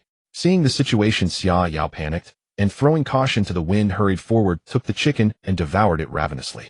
Positive emotion value from Xia Yao 1. Positive emotion value from Xia Yao 1. A string of positive emotion values came in. Seeing that the little girl Xia Yao was so grateful, Tang Wei was in a good mood and casually rewarded her with a bottle of purified water. This time, another series of positive emotion values from Xia Yao arrived, with over a dozen received in just a few. Tang Wei checked his emotion values. Positive emotion value 52, negative emotion value 24, 99, admiration value 72. Even the adorable Xia Yao alone had provided Tang Wei with over 50 positive emotion points. This rate was simply unmatched. Moreover, the admiration value had reached 72, needing only 28 more points to exchange for an Frank ability card. At that time, his strength would surely reach a new level. Tang Wei spent 50 positive emotion points to exchange for 5 strength fruits. In the blink of an eye, the 5 fruits appeared in his hand. Tang Wei ate them one by one, the fruits crunchy. After eating the first 3 fruits, aside from gaining 300 experience points, there was no other noticeable effect. Only after consuming the 4th and 5th fruits did the familiar sensation return. His muscles began to twitch slightly, and surprisingly, he succeeded twice. Tang Wei opened his attribute panel, and his stats were clear at a glance. Name: Tang Wei, age 23, level 2, experience to next level 530. 5000 abilities: strength, speed, defense, bone enhancement, strength 300, speed 200, endurance 200, bone strength 4, spirit power 130, 150, fatigue value 110200, positive emotion value 2, negative emotion value 24, 99, admiration value 72. At that moment, Zhang Lily, who could no longer bear the hunger, fell to her knees with a thud, crawled step by step to Tang Wei, tightly grabbed his leg, and said pitifully, "Big brother, can you give me something to eat? I'm starving to death. Just give me a bite of food, and I'll do anything."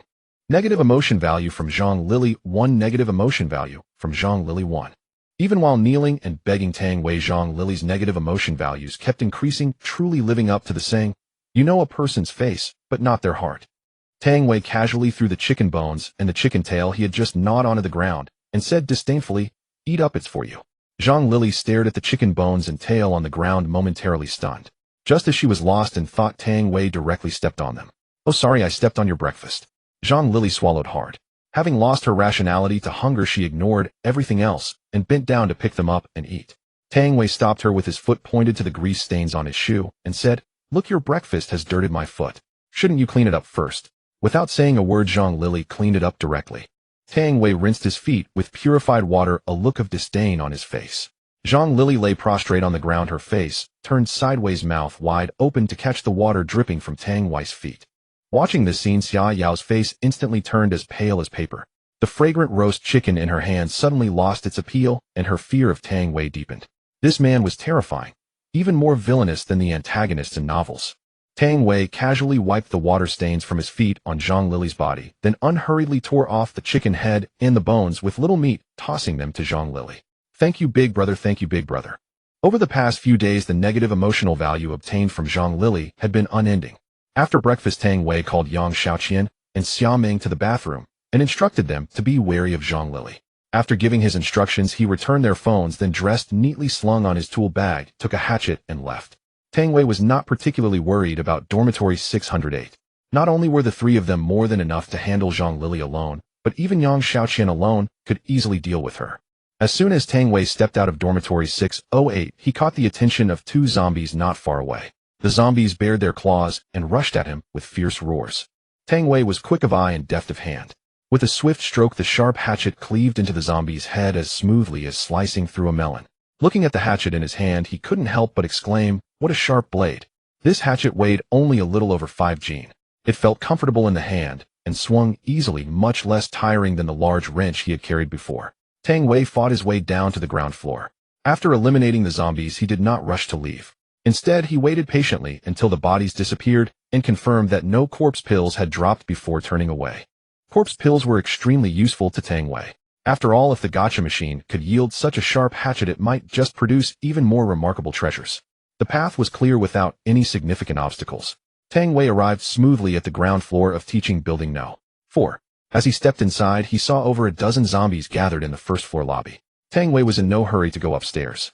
Instead, he calmly began eliminating them one by one, collecting corpse pills as he killed. By the time he reached classroom 508, he had successfully collected 6 corpse pills. Tang Wei tapped gently on the classroom door. Soon a rustling sound came from inside, followed by a somewhat, "Who is it? Open up, your husband is here," Tang Wei teased in a frivolous tone. Inside, Song Ting was momentarily taken aback. But hearing that roguish tone, she knew without a doubt it was the guy who had taken in the pretty girls. Song Ting was somewhat surprised that he had actually come. She hadn't held out much hope. "Hurry up and open the door, or I'm leaving." Creak. The classroom door slowly opened. Though Song Ting looked haggard, her natural beauty was still undeniable. Tang Wei gave her an appraising glance before striding cheerfully into dance room 508. Song Ting peered out the door, looking left and right. Seeing an empty hallway with neither helpers nor zombies, she asked in a hushed, puzzled voice, You came alone?" Tang Wei scanned the spacious classroom 508 and noticed a girl in a dance outfit leaning against the far. Her face was deathly pale, lips chapped and cracked, and she remained motionless. Tang Wei shrugged.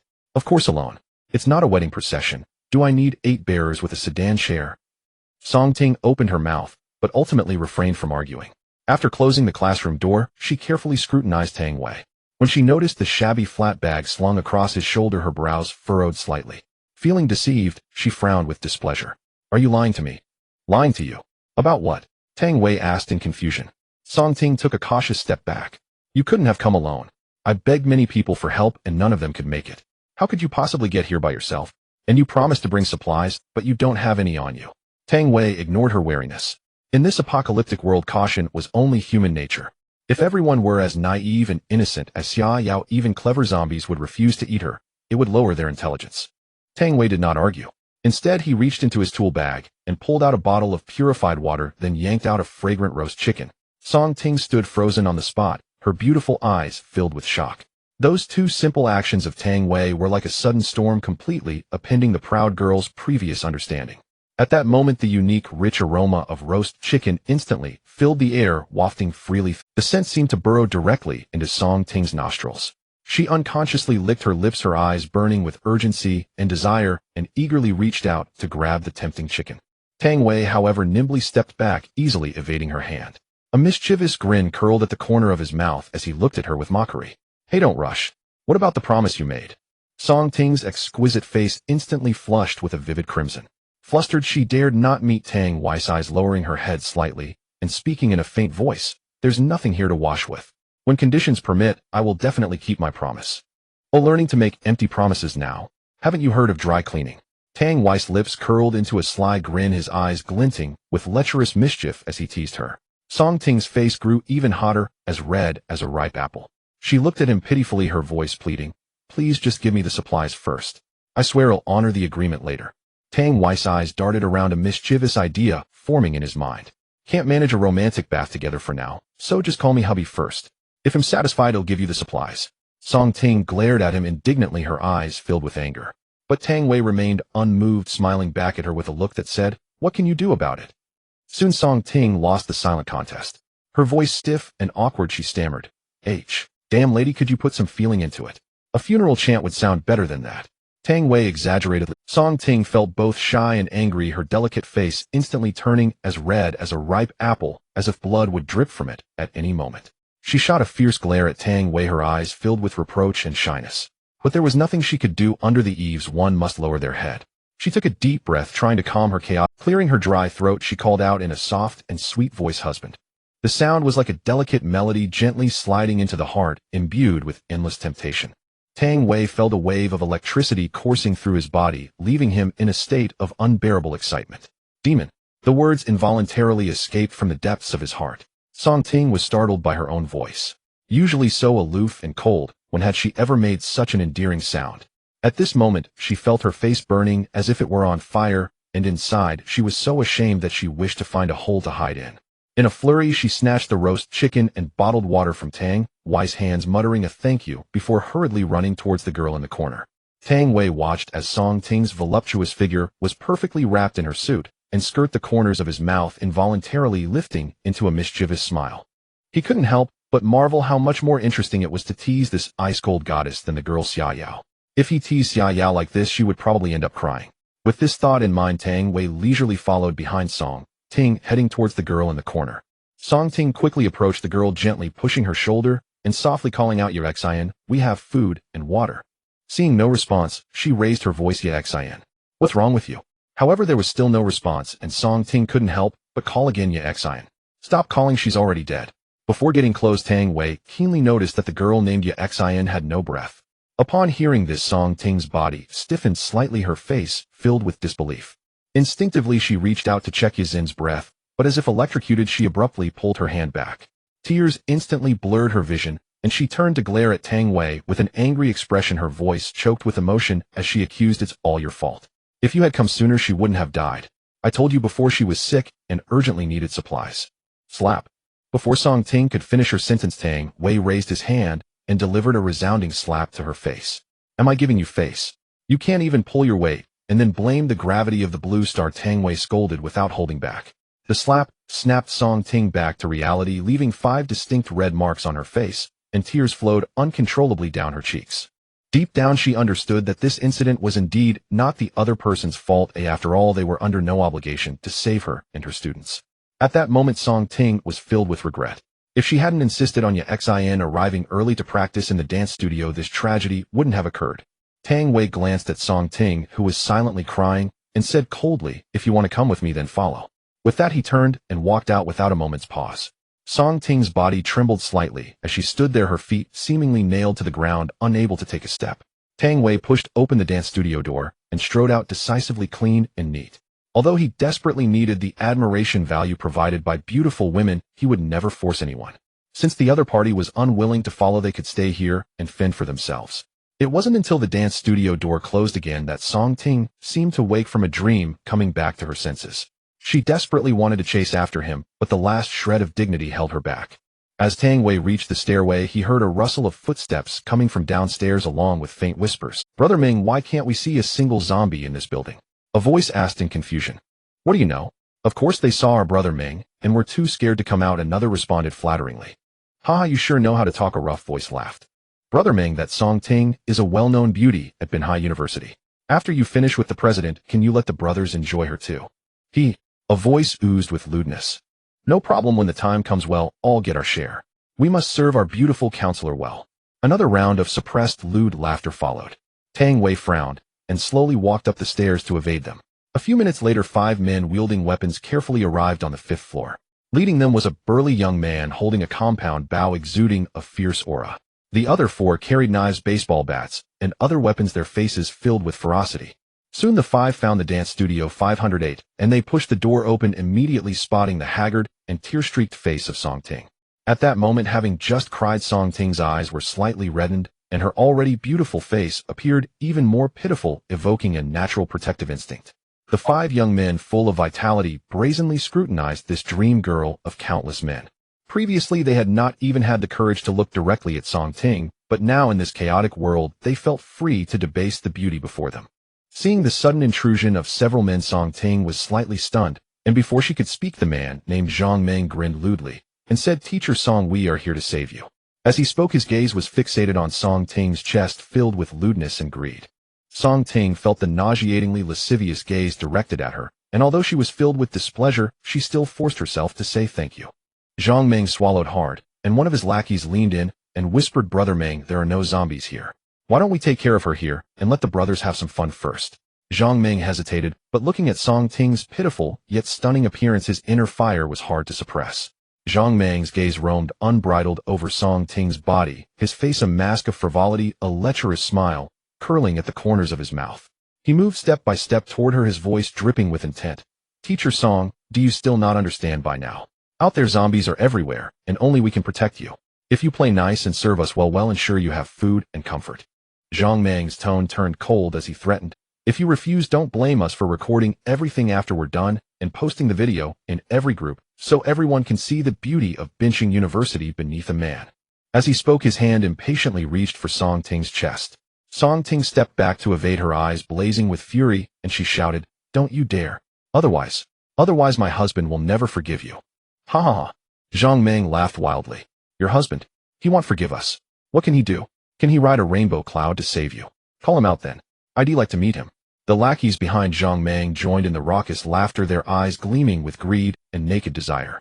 With a thunderous crash, the dance studio door was kicked flying by a tremendous force, the door frame tearing away, as well producing a series of crackling sounds. Tang Wei strode into the studio with a roguish swagger, a cleaver in hand. Who wants to meet me? Zhang Meng and his men were stunned by Tang Wei's dramatic entrance. Kicking an aluminum alloy door off its hinges with one blow was no ordinary feat. Still, Zhang Meng's crew wasn't overly terrified. They had numbers on their side, and Zhang Meng had consumed several corpse pellets, enhancing his attributes twice, which gave him a modicum of confidence. Kid, who are you? Mind your own business. If you know what's good for you, get lost.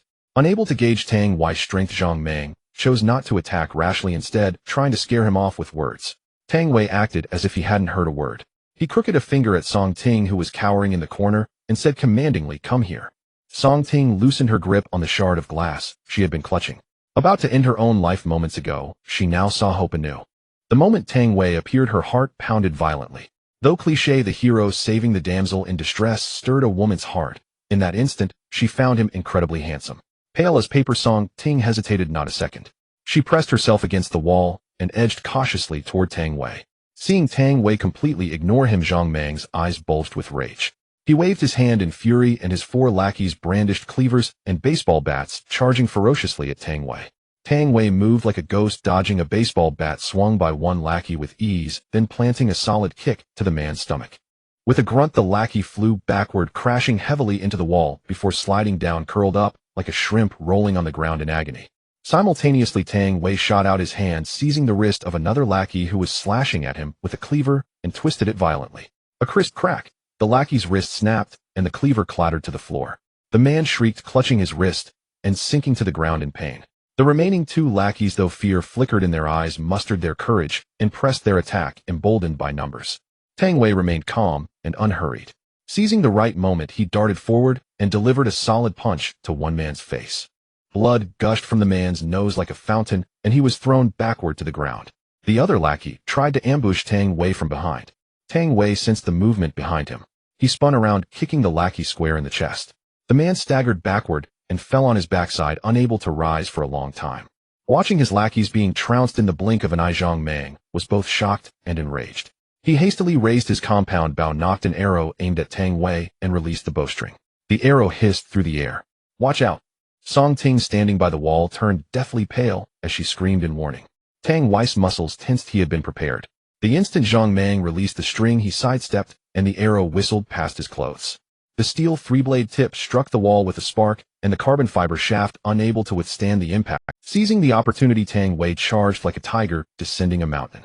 Before Zhang Meng could knock another arrow, Tang Wei was upon him, slamming the flat side of the cleaver across Zhang Meng's face. Zhang Meng crumpled to the ground, blood gushing from his mouth and nose mixed with several teeth. And that was with Tang Wei pulling his strike.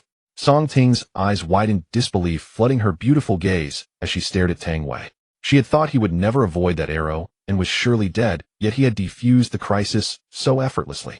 Tang Wei placed his foot on Zhang Meng's head and said flatly, "You wanted to know who I am. Allow me to introduce myself. My name is Tang Wei, and I specialize in unclogging drains." Zhang Meng's eyes widened at Tang Wei's words. This was the man Zhao Yang had contacted last night. Lying on the ground, he mumbled thickly, "It's you. You know me?" Tang Wei raised an eyebrow, puzzled. Zhang Meng opened his mouth, blood frothing out as he said indistinctly, I was right there when President Zhao Yang contacted you last night." Tang Wei nodded and said calmly, "Well, if you have nothing else to confess, it's time to go." He raised the cleaver, ready to bring it down. Just then Song Ting's misplaced compassion surged. She cried out, "No. Don't kill him." The groaning men on the ground, hearing Song Ting plead for them, saw a last lifeline. Ignoring their pain, they scrambled to crawl before Tang Wei and Song Ting, kowtowing repeatedly and begging for mercy. "Instructor Song, please be merciful. Let your husband spare us this once. We swear we'll never do it again. It's our first time, and you're just so beautiful that..." A slap cut him off. Tang Wei frowned, spun around, and delivered a backhanded slap that sent the pretty instructor stumbling. Damn it. If I hadn't come back, what do you think would have happened to you? It's the end of the world, and you're still overflowing with maternal instinct. Should I just leave? You stay here and play the saint. Song Ting covered her face, her eyes rimmed with red, staring blankly at Tang Wei. What he said was true. If he hadn't come back, would these people have let her off? At that moment, Zhang Meng narrowed his eyes, a glint of ruthlessness flashing within them. Seeing Tang Wei with his back turned, he discreetly picked up a carbon fiber arrow from the ground, then lunged abruptly, aiming it at Tang Wei's posterior heart. Tang Wei, already on guard, dodged sideways, then swung his cleaver. The right hand in which Zhang Meng gripped the carbon fiber arrow was neatly severed by the blade. Ah! Zhang Meng screamed in agony, clutching his wound and wailing in pain. Tang Wei glanced at Song Ting and said, "This is the apocalypse. The very people you wish to spare are constantly plotting to kill you." Song Ting's face turned deathly pale. Everything had happened so fast that by the time she saw Zhang Meng lunging at Tang Wei, it was already too late to warn him. Zhang Meng collapsed to his knees, clutching his severed arm, his voice trembling. "Brother, I really was wrong. Please spare my life. Brother, have mercy. It was Zhao Yang and Zhang Meng who forced us to come. Exactly, they ordered us. If we hadn't obeyed, we wouldn't have survived until today." Zhao Yang and he were in cahoots. This morning, they even slaughtered dozens of classmates and used their lives to lure away the zombies on the north playground. Seeing Zhang Meng's arm severed, the others panicked and immediately began denouncing Zhao Yang and Zhang Meng's crimes. Tang Wei, long aware of Zhao Yang's true nature, calmly took out his phone, recorded their words, then put it away. He stared with interest at the 5 kneeling figures begging for mercy, then said with a smirk, "Among the 5 of you, only one can survive. You decide among yourselves." These words were like a death sentence.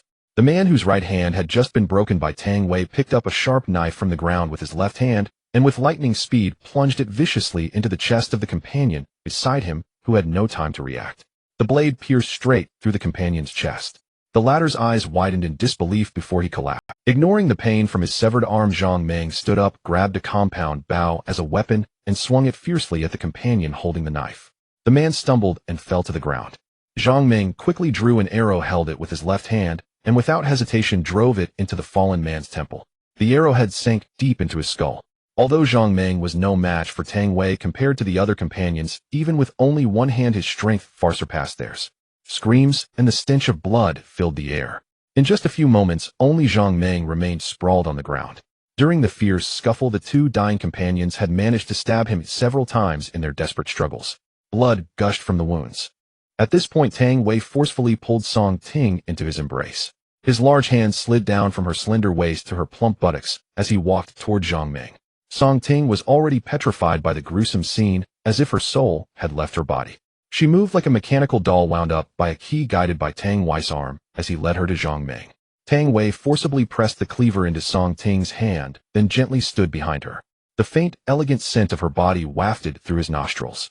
Then his left hand slowly reached around, encircling her slender, supple waist from behind, while his right hand reached forward to cover Song Ting's icy little hand clutching the cleaver. Seeing this, the limp Zhang Meng opened his eyes wide and stammered, "You didn't you say one of us could live?" "Yes, I said one could live, but my wife never said that." With that, Tang Wei grasped Song Ting's small hand and brought the blade down swiftly. In an instant, blood spurted out like a fountain and a head rolled to the side with a dull thud. Song Ting was completely stunned. She had killed someone. Her mind went blank. Expressionless, Tang Wei took the cleaver and casually wiped the bloodstains on Zhang Meng's clothes. Then he took Zhang Meng's compound bow and a quiver containing 13 carbon fiber arrows, searched the corpses, and found only 2 corpse cores on Zhang Meng. As for the 2 blunted machetes, Tang Wei didn't even glance at them, leaving them behind. "What are you standing around for? Let's go," he said coldly to Song Ting over his shoulder. Song Ting finally snapped back to reality. She looked at her bloodstained hands, then at Tang Wei, who was already heading out. She knew deep down that this was her last chance. If she didn't follow this man now, there would be no opportunity later. The fear on Song Ting's pretty face gradually faded, replaced by a resolute determination. She cast one last glance at Yaxin's corpse, bit her lip, and then strode forward, chasing after Tang Wei's silhouette. A faint smile tugged at the corner of Tang Wei's mouth. Let this proud daughter see the darkness of the apocalypse up close. Only then could she adapt more quickly to this brutal post-apocalyptic world. Half an hour later, Tang Wei brought Song Ting back to the door of room 608. On the way back, as they passed female dormitory building B, several girls were leaning out of upstairs windows crying. Tang Wei ignored them outright. Song Ting frowned, feeling a pang of pity, but seeing Tang Wei's indifferent demeanor, she could only grit her teeth and follow him, pretending not to hear. Along the way they encountered a few stray zombies, all of which Tang Wei dispatched effortlessly. He knocked on the door of room 608. Soon Xia Yao's soft, gentle voice came from inside. "Who is it?" "Your husband," Tang Wei said with a playful smirk, chuckling teasingly. Xia Yao's face instantly flushed as red as a ripe apple, but recognizing Tang Wei's voice, she hurriedly opened the door without a second thought. She didn't want to be lifted up by one arm for being too slow. Tang Wei led Song Ting into the dorm room, and instantly the gazes of the four women inside all converged on Song Ting. Song Ting was dressed in a black women's suit with still-drying blood smeared on her hands and fair legs, making her stand out conspicuously. Yang Xiaoqian and Xia Ming were both juniors. Although they weren't in the art department, they had long heard of the legendary Song Ting, the freshman counselor of the art department. Even sophomores Xia Yao and Zhang Lili had heard Song Ting's name thunderously loud. After all, Song Ting was one of the four beauties of Bincheng University, a celebrity on campus. Yang Xiaoqian and Xia Ming stared blankly at Tang Wei, their eyes brimming with surprise. In just a few hours, Tang Wei had actually brought back the most beautiful counselor. Noticing their astonished look, Song Ting smiled gracefully at the girls and said softly, "Hello." "Hello, Teacher Song." Yang Xiaoqian and the others eagerly greeted her back. Tang Wei wasn't interested in the women's small talk. He handed the compound bow and quiver to Xia Ming and headed toward the bathroom, announcing loudly, "Yang Xiaoqian, boil some water. Teacher Song, and I need to wash up. I'm filthy all over." Yang Xiaoqian looked somewhat surprised at the blushing Song Ting, never expecting that the top beauty of Bincheng University had been won over by Tang Wei in such a short time. Countless suitors pursued Song Ting, but every proud son of heaven and wealthy scion had been mercilessly turned down. Though Yang Xiaoqian was astonished, she had always known how to read the situation.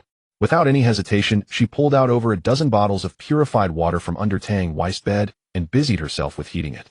Tang Wei nonchalantly stripped off his clothes in the bathroom, leaving only his shorts. Xia Ming, seeing this, quickly gathered Tang Wei's discarded clothes into a basin and began washing them. Song Ting first cleaned the bloodstains from her hands, then voluntarily joined Xia Ming in washing Tang Wei's clothes. Once the clothes were done, Tang Wei brought out some food and water and handed them to Song Ting. Song Ting did not stand on ceremony. By now she had long abandoned any pretense of being a goddess, devouring the food ravenously. After she had eaten and drunk her fill, Yang Xiaoqian had already adjusted the water temperature. "Bath time," Tang Wei called out, and strode casually toward the bathroom. Song Ting felt her heart race and her cheeks burn, yet she bit her lips, steeled herself, and rose to follow Tang Wei into the bathroom. Song Ting followed Tang Wei into the bathroom and gently closed the door. Tang Wei shed his last piece of clothing, the underpants, and lay completely naked in the inflatable bathtub where the water temperature was just right. The warm water enveloped his body, bringing a delightful sense of comfort. Song Ting stood awkwardly in place, her face flushed crimson. Especially when she saw Tang Wei's strong and muscular form, her breath became ragged in an instant, and her heartbeat involuntarily quickened. This was the first time she had ever seen a man's naked body. Tang Wei lounged contentedly in the water, his gaze falling on Song Ting, who looked absolutely beautiful and shy. With a mischievous smirk he teased, "I'm taking a bath. Why did you follow me in? What, you want to take advantage of me?" At these words, Song Ting's face turned even redder, like a ripe apple. In the past she would have been too embarrassed and would have run away. But now, living in the apocalypse, she had witnessed its cruelty and terror. Tang Wei possessed formidable combat strength and could produce supplies without limit. These were undoubtedly the key abilities for survival in this post-apocalyptic world. Song Ting understood deeply that if she wanted to survive a little longer in this perilous apocalypse, she could not do without the protection of the man before her. Moreover, she did not dislike him. Though he had a bit of a roguish nature from the moment he burst through the door, she truly felt her heart flutter. Thinking this, Song Ting hesitated no more and began to slowly undress before Tang Wei. Although she had mentally prepared herself countless times, after all, this was her first time, and her small hands could not help trembling slightly. Tang Wei, on the other hand, leaned back comfortably in the bathtub, watching the sensual scene with great interest. Before long, Song Ting, cheeks aflame, carefully stepped into the bathtub and knelt down beside him. She extended her soft, boneless little hands and gently began to wash Tang Wei. From the slight tremor in her hands, one could easily sense her inner tension and shyness. Tang Wei was certainly not someone who only took without giving. He too reached out his hand and began to wash Song Ting meticulously. After washing, Tang Wei came out of the bathroom, wearing his underpants, a satisfied expression on his face. He walked straight to Xia Yao, who was stealing glances at him, and ordered, "Find some clothes for Song Ting to wear." Xia Yao had a figure similar to Song Ting's, curvy in all the right places. Xia Yao dared not hesitate for a moment. She quickly acknowledged and turned to pick out a gray tracksuit from her own clothes, then hurried to the bathroom to hand it to Song Ting. Soon after, Song Ting emerged from the bathroom wearing the tracksuit. Unlike her earlier sophisticated aura in a suit, the tracksuit now perfectly accentuated her captivating figure with curved slim waist and full hips. Her delicate face featured sparkling eyes like twinkling stars, eyebrows elegantly shaped like distant mountains, and skin so smooth it seemed fragile. As she moved, youthful vitality radiated and her whole being exuded confidence. However, seeing Tang Wei smirking at her, Song Ting's face flushed again. At that moment, Yang Xiaoqian and Xia Ming enthusiastically pulled Song Ting to sit on the bed and began chattering away. Tang Wei was generous. He took out food and water from his tool bag and distributed them among the three women. Xia Yao watched longingly, seeing that there was no share for her. After a moment's hesitation, she got up and brought over the freshly boiled hot water. She filled a cup of hot water, using her own cup, then mustered up the courage to step forward and gently placed the hot water on the table before Tang Wei. Then she reached out her small hands and carefully began to massage Tang Wei's legs. "Brother Wei, I'll massage you. Can you give me something to eat?" By now, Xia Yao had improved a lot. At least when facing Tang Wei, she could speak a complete sentence without stuttering uncontrollably as before. Seeing Xia Yao's pitiful expression, Tang Wei couldn't help teasing with a mischievous grin. "Massaging only gets you a piece of bread. How about next time you scrub my back? That can earn you a roast chicken." Hearing this, Xia Yao was startled. Her face, which had just been full of smiles, instantly fell, and she said weakly, "No thanks. I like bread. I don't like roast chicken." Tang Wei grinned and casually handed a bag of bread and a bottle of water to Xia Yao. "Thank you, Brother Wei." Xia Yao massaged even more vigorously. Zhang Lily, who had been watching from the side, couldn't help swallowing. After hesitating for a moment, she stepped forward with a fawning look and said to Tang Wei, "Brother Wei, could you give me some more chicken bones to eat?" Slap. Tang Wei raised his hand and struck her across the face. "How dare you call me Brother Wei?" Tang Wei said coldly, scolding her sternly. Zhang Lily covered her swollen right cheek, a flash of malice in her eyes. But she quickly concealed it and bowed her head to apologize. Sorry, big brother. Could you give me something to eat? I'm so hungry." Tang Wei lifted his chin. Seeing this, Zhang Lily excitedly gathered the chicken bones Tang Wei had left and returned to her bed to gnaw on them. After a quick bite of bread, Tang Wei converted all 8 corpse pills he had gathered today into gacha machine points. Gacha machine uses available 8. Without a moment's hesitation, Tang Wei initiated an 8 pull. "Congratulations, host, you have obtained 1 pack of Vampire brand sanitary pads." Claim. "Congratulations, host, you have obtained 1 pack of Vampire brand sanitary pads." Claim. "Congratulations, host, you have obtained 1 box of cold medicine." Claim. "Congratulations, host, you have obtained 1 bag of laundry detergent." Claim. "Congratulations, host, you have obtained 1 bag of Mountain Deer milk powder." Claim. "Congratulations, host, you have obtained 1 spiritual fruit." Claim. "Congratulations, host, you have obtained 1 endurance fruit." Claim. "Congratulations, host, you have obtained 1 damaged beast hide armor." Claim. Tang Wei's face darkened instantly. He hadn't expected to draw sanitary pads twice in a row. Fortunately, he later obtained a spiritual fruit, an endurance fruit, and a piece of beast hide armor. Tang Wei chose to claim the items. He handed the 2 large packs of sanitary pads and the medicine to Yang Xiaoqian. As for the spiritual fruit and the endurance fruit, he tossed them directly into his mouth and devoured them in 2 bites. The 2 fruits were successfully consumed. As the spiritual fruit and endurance fruit settled in his stomach, Tang Wei felt a blaze of heat in his abdomen. His mind became unprecedentedly clear, as though his spiritual power could radiate outward. To his astonishment, he discovered that his spiritual power could actually read the content of the book Xia Yao was holding, even though the book was facing away from him. Overjoyed, Tang Wei retrieved the damaged beast hide armor from his toolkit. The armor was pale gray, its fur lustrous and smooth, but felt cool to the touch, soft as clouds and light as a thin wing. Upon closer inspection, several shallow cracks were visible. Through the system, the attributes of the beast hide armor appeared clearly before Tang Wei. Name: damaged beast hide armor. Type: armor. Defense 8. Grade: inferior substandard fine. Superior premium. Perfect. Description: crafted from the hide of some unknown creature. This armor has developed a few cracks due to prolonged lack of maintenance, yet it still provides a certain degree of protection, effectively blocking a good deal of damage. After reading the armor's attributes, Tang Wei's eyes lit up. He reached for the compound bow beside him and used the system to examine its attributes. Name: 70 pounds. Compound bow. Type: weapon. Strength 5. Grade: inferior substandard fine. Superior premium. Perfect. Description: as a modern bow, the compound bow utilizes a system of pulleys and cables, making drawing the bowstring easier. Archers can keep the bowstring fully drawn for extended periods, thereby improving shooting accuracy while reducing fatigue. A sudden idea struck Tang Wei. He wanted to verify whether this beast hide armor with a defense value of 8 could withstand a single shot from the compound bow, which had a strength value of 5. Acting on the impulse, Tang Wei immediately stood up, carefully wrapped the beast hide armor around a pillow, and placed it in the bathroom. He then retreated to the farthest point, raised the compound bow, drew, aimed, and released. Though Tang Wei had only played with a bow twice before at an archery range, and was not particularly skilled with the enhancement of its strength and spiritual power, hitting the pillow wrapped in beast hide armor from a few meters away was no challenge for him. Whoosh! The carbon fiber arrow shot out like a streak of lightning. Thud! The three-bladed arrowhead slammed heavily into the beast hide armor, then the arrow shaft fell to the ground. Tang Wei hurried over to inspect. The spot where the beast hide armor had been struck was merely faintly whitened, showing absolutely no damage. Overjoyed, Tang Wei saw that this result corroborated his hypothesis. As long as the defense value was higher than the weapon's strength value, the attack could be successfully blocked. Such a rare treasure, Tang Wei put it on directly. The beast hide armor felt cool against his skin. Though it was sleeveless like a vest, it effectively protected the vital areas of his body. Just as Tang Wei was immersed in his joy, Zhang Lili spoke softly. "Big brother, could I borrow your phone? I want to call home." Without wasting words, Tang Wei simply nodded, signaling Yang Xiaoqian to return the phone to Zhang Lili. Zhang Lili thanked him, took the phone into the bathroom, and secretly dialed Fu Erdai's number. Soon Fu Erdai's voice came through the receiver. "Hello." Zhang Lili lowered her voice and said urgently, "Honey, when will you come? If you don't come soon, he'll die here." "Hee, don't worry, babe. Give it another day, and he'll bring my people over." Fu Erdai's sinister voice sounded from the phone, intermittently mixed with a woman's screams. Zhang Lili, upon hearing that Fu Erdai would need another day, could only continue to endure in silence.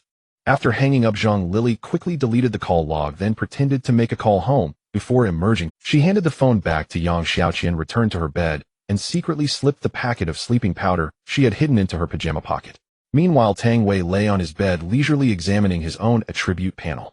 Name: Tang Wei, age 23, level 2, experience 980. 5000 abilities: strength, speed, defense, bone enhancement, strength 300, speed 200, endurance 200, bone strength 4, spiritual power 155200, fatigue 110200, positive emotion points 32, negative emotion points 2739, reach 3000. To unlock new items, adoration points 86. Seeing that the adoration points were only 14 short of exchanging for an F-level ability card, Tang Wei directly asked Yang Xiaoqian and Xia Meng to contribute.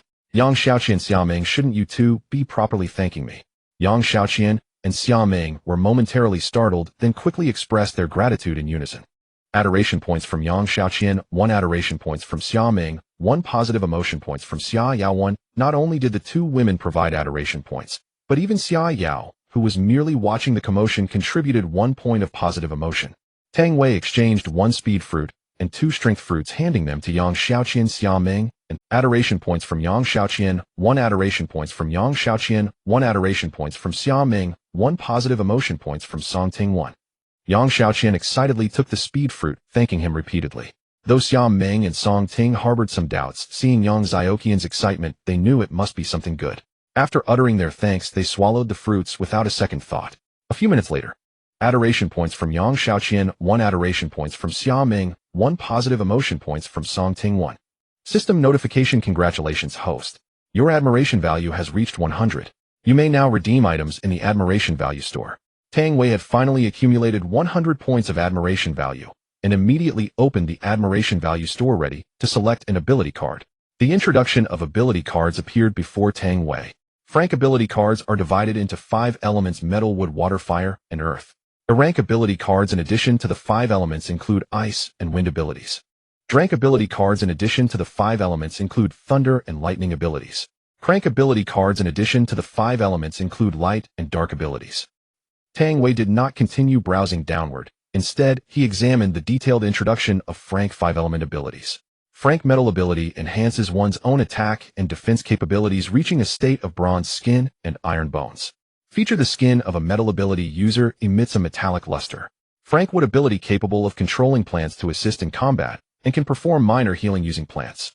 Feature: female wood ability users possess a generous milk supply healing output. Frank water ability can utilize water for attack. Can walk and breathe underwater. Feature: reference to the water baby from the Gourd brothers. Frank fire ability can control flame. Attacks are imbued with fire attribute. Feature: reference to the fire baby from the Gourd brothers. Frank earth ability can utilize earth and rock for attack and defense. Feature: can perform earth escape technique, allowing oneself to freely traverse through the soil. Tang Wei looked at these somewhat bizarre descriptions and couldn't help but feel speechless. He had originally planned to choose the Frank Wood ability card, but upon recalling the milk supply issue mentioned in the introduction, he became hesitant. The Wood ability card was more suitable for Xia Yao and Song Ting. Their healing output would be absolutely enormous. Perhaps it could even raise the dead and regrow bones from dried flesh. Tang Wei fell into deep thought, momentarily unsure which one to choose. After much inner turmoil, Tang Wei finally made up his mind and decided to exchange for the Wood ability card. Even if its healing output was insufficient, being able to use plants to assist in combat was enough. After all, Plants vs. Zombies had been a classic for ages. As Tang Wei confirmed the exchange, a flash of silver light swept past, and a radiant card appeared in his palm. Printed on the card were the words, Frank Wood ability card. Use Frank Wood ability card. Yes, no. Without a moment's hesitation, Tang Wei directly chose to use it. A warm power like a spring breeze caressing his face gently enveloped his entire body. He felt as if he were immersed in a vibrant forest, every cell of his body cheering and leaping, and his spirit underwent an unprecedented elevation. At this moment, Tang Wei keenly sensed the presence of the two succulent plants on the windowsill. The sensation was extraordinarily marvelous, as if the two succulents had formed some kind of connection with him, such that with a single command, he could send them charging into battle. Unable to contain his excitement, Tang Wei hurriedly opened his own attribute panel to check. Name Tang Wei. Age 23. Level 2. Experience 980-5000. Ability Frank Wood Elemental activated Frank attribute card, adding 50 points to all original attributes. Strength 350. Speed 300. Endurance 300. Bone strength 4. Mental power 300,300. Wood affinity 0.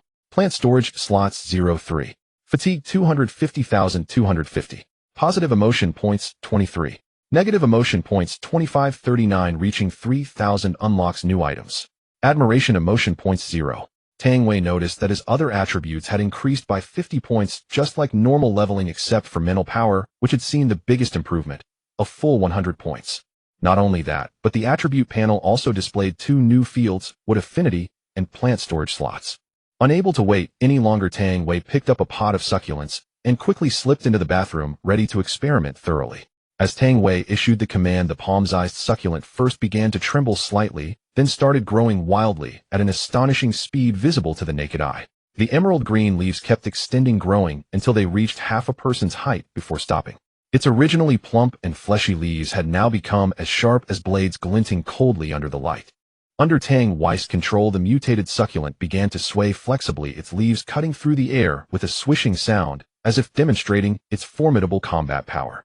Tang Wei was pleasantly surprised to discover that this succulent could even be set to automatic defense mode.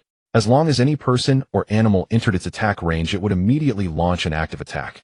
Tang Wei quickly used the system to scan the mutated succulent, and in an instant, detailed attribute information came into view. Name mutated succulent. Form first order form. Attack power 6. Description: succulents are succulent plants that can purify the air. In its first order form, the mutated succulent wields sharp leaves to launch attacks.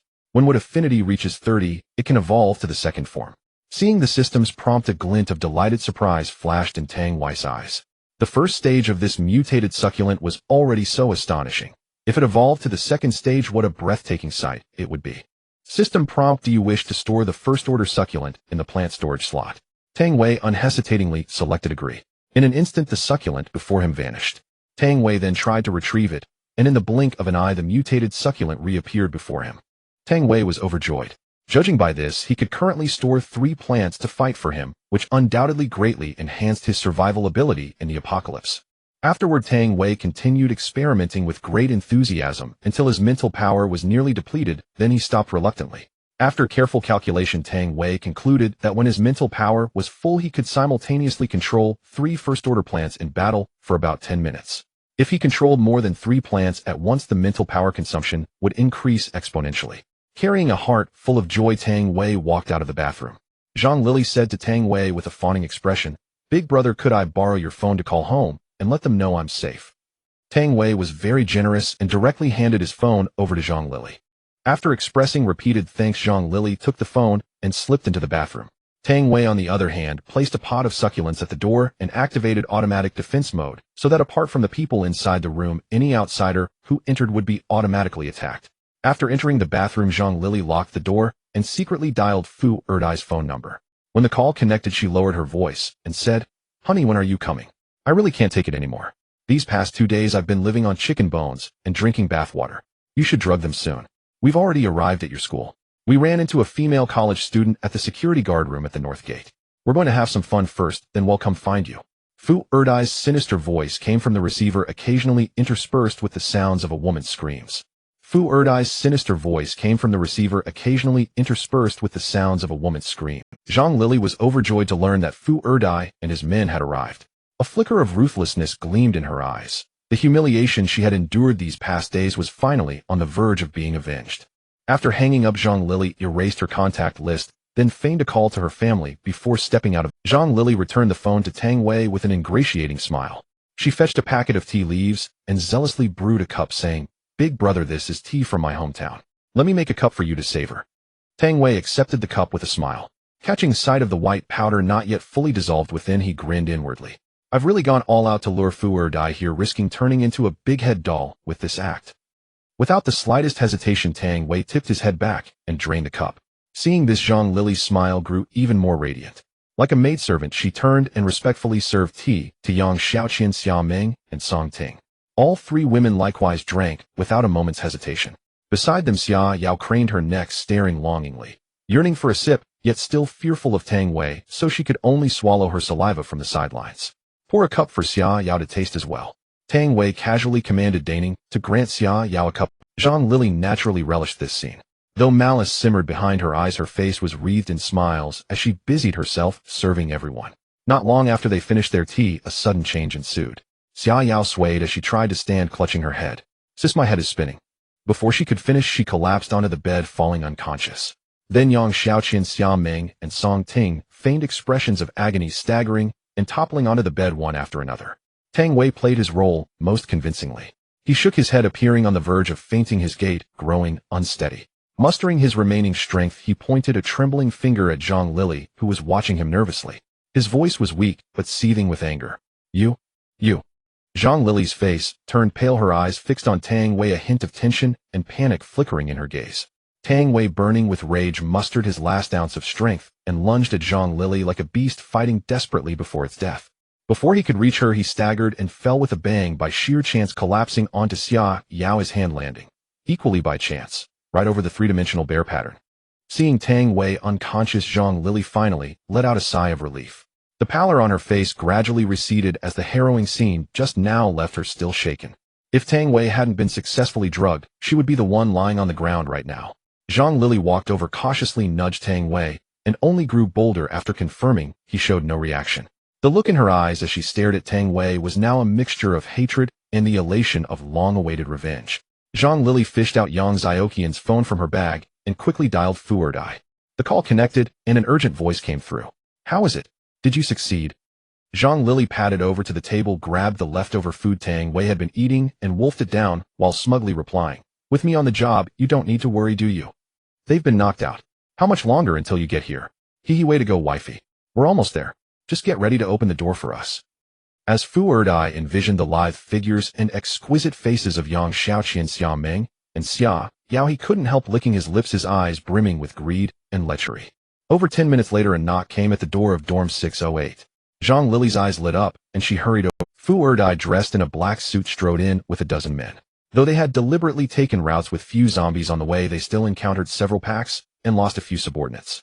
These men were burly, each covered in dragon and tiger tattoos, wielding a variety of weapons, knives, spears, clubs, and even 2 crossbows among them. After entering the dorm, Fu Erdai swept his gaze around.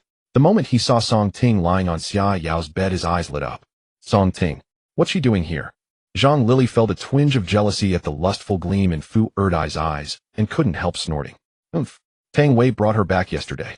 The other dozen men, upon beholding the 4 stunning beauties lying on the beds, all had lecherous glints in their eyes. Had it not been for the apocalypse, they would never have had a chance to even kiss the lips of beauties of this caliber. A scar-faced man swallowed hard, reluctantly tearing his gaze away from Song Ting's and Xia Yao's chests.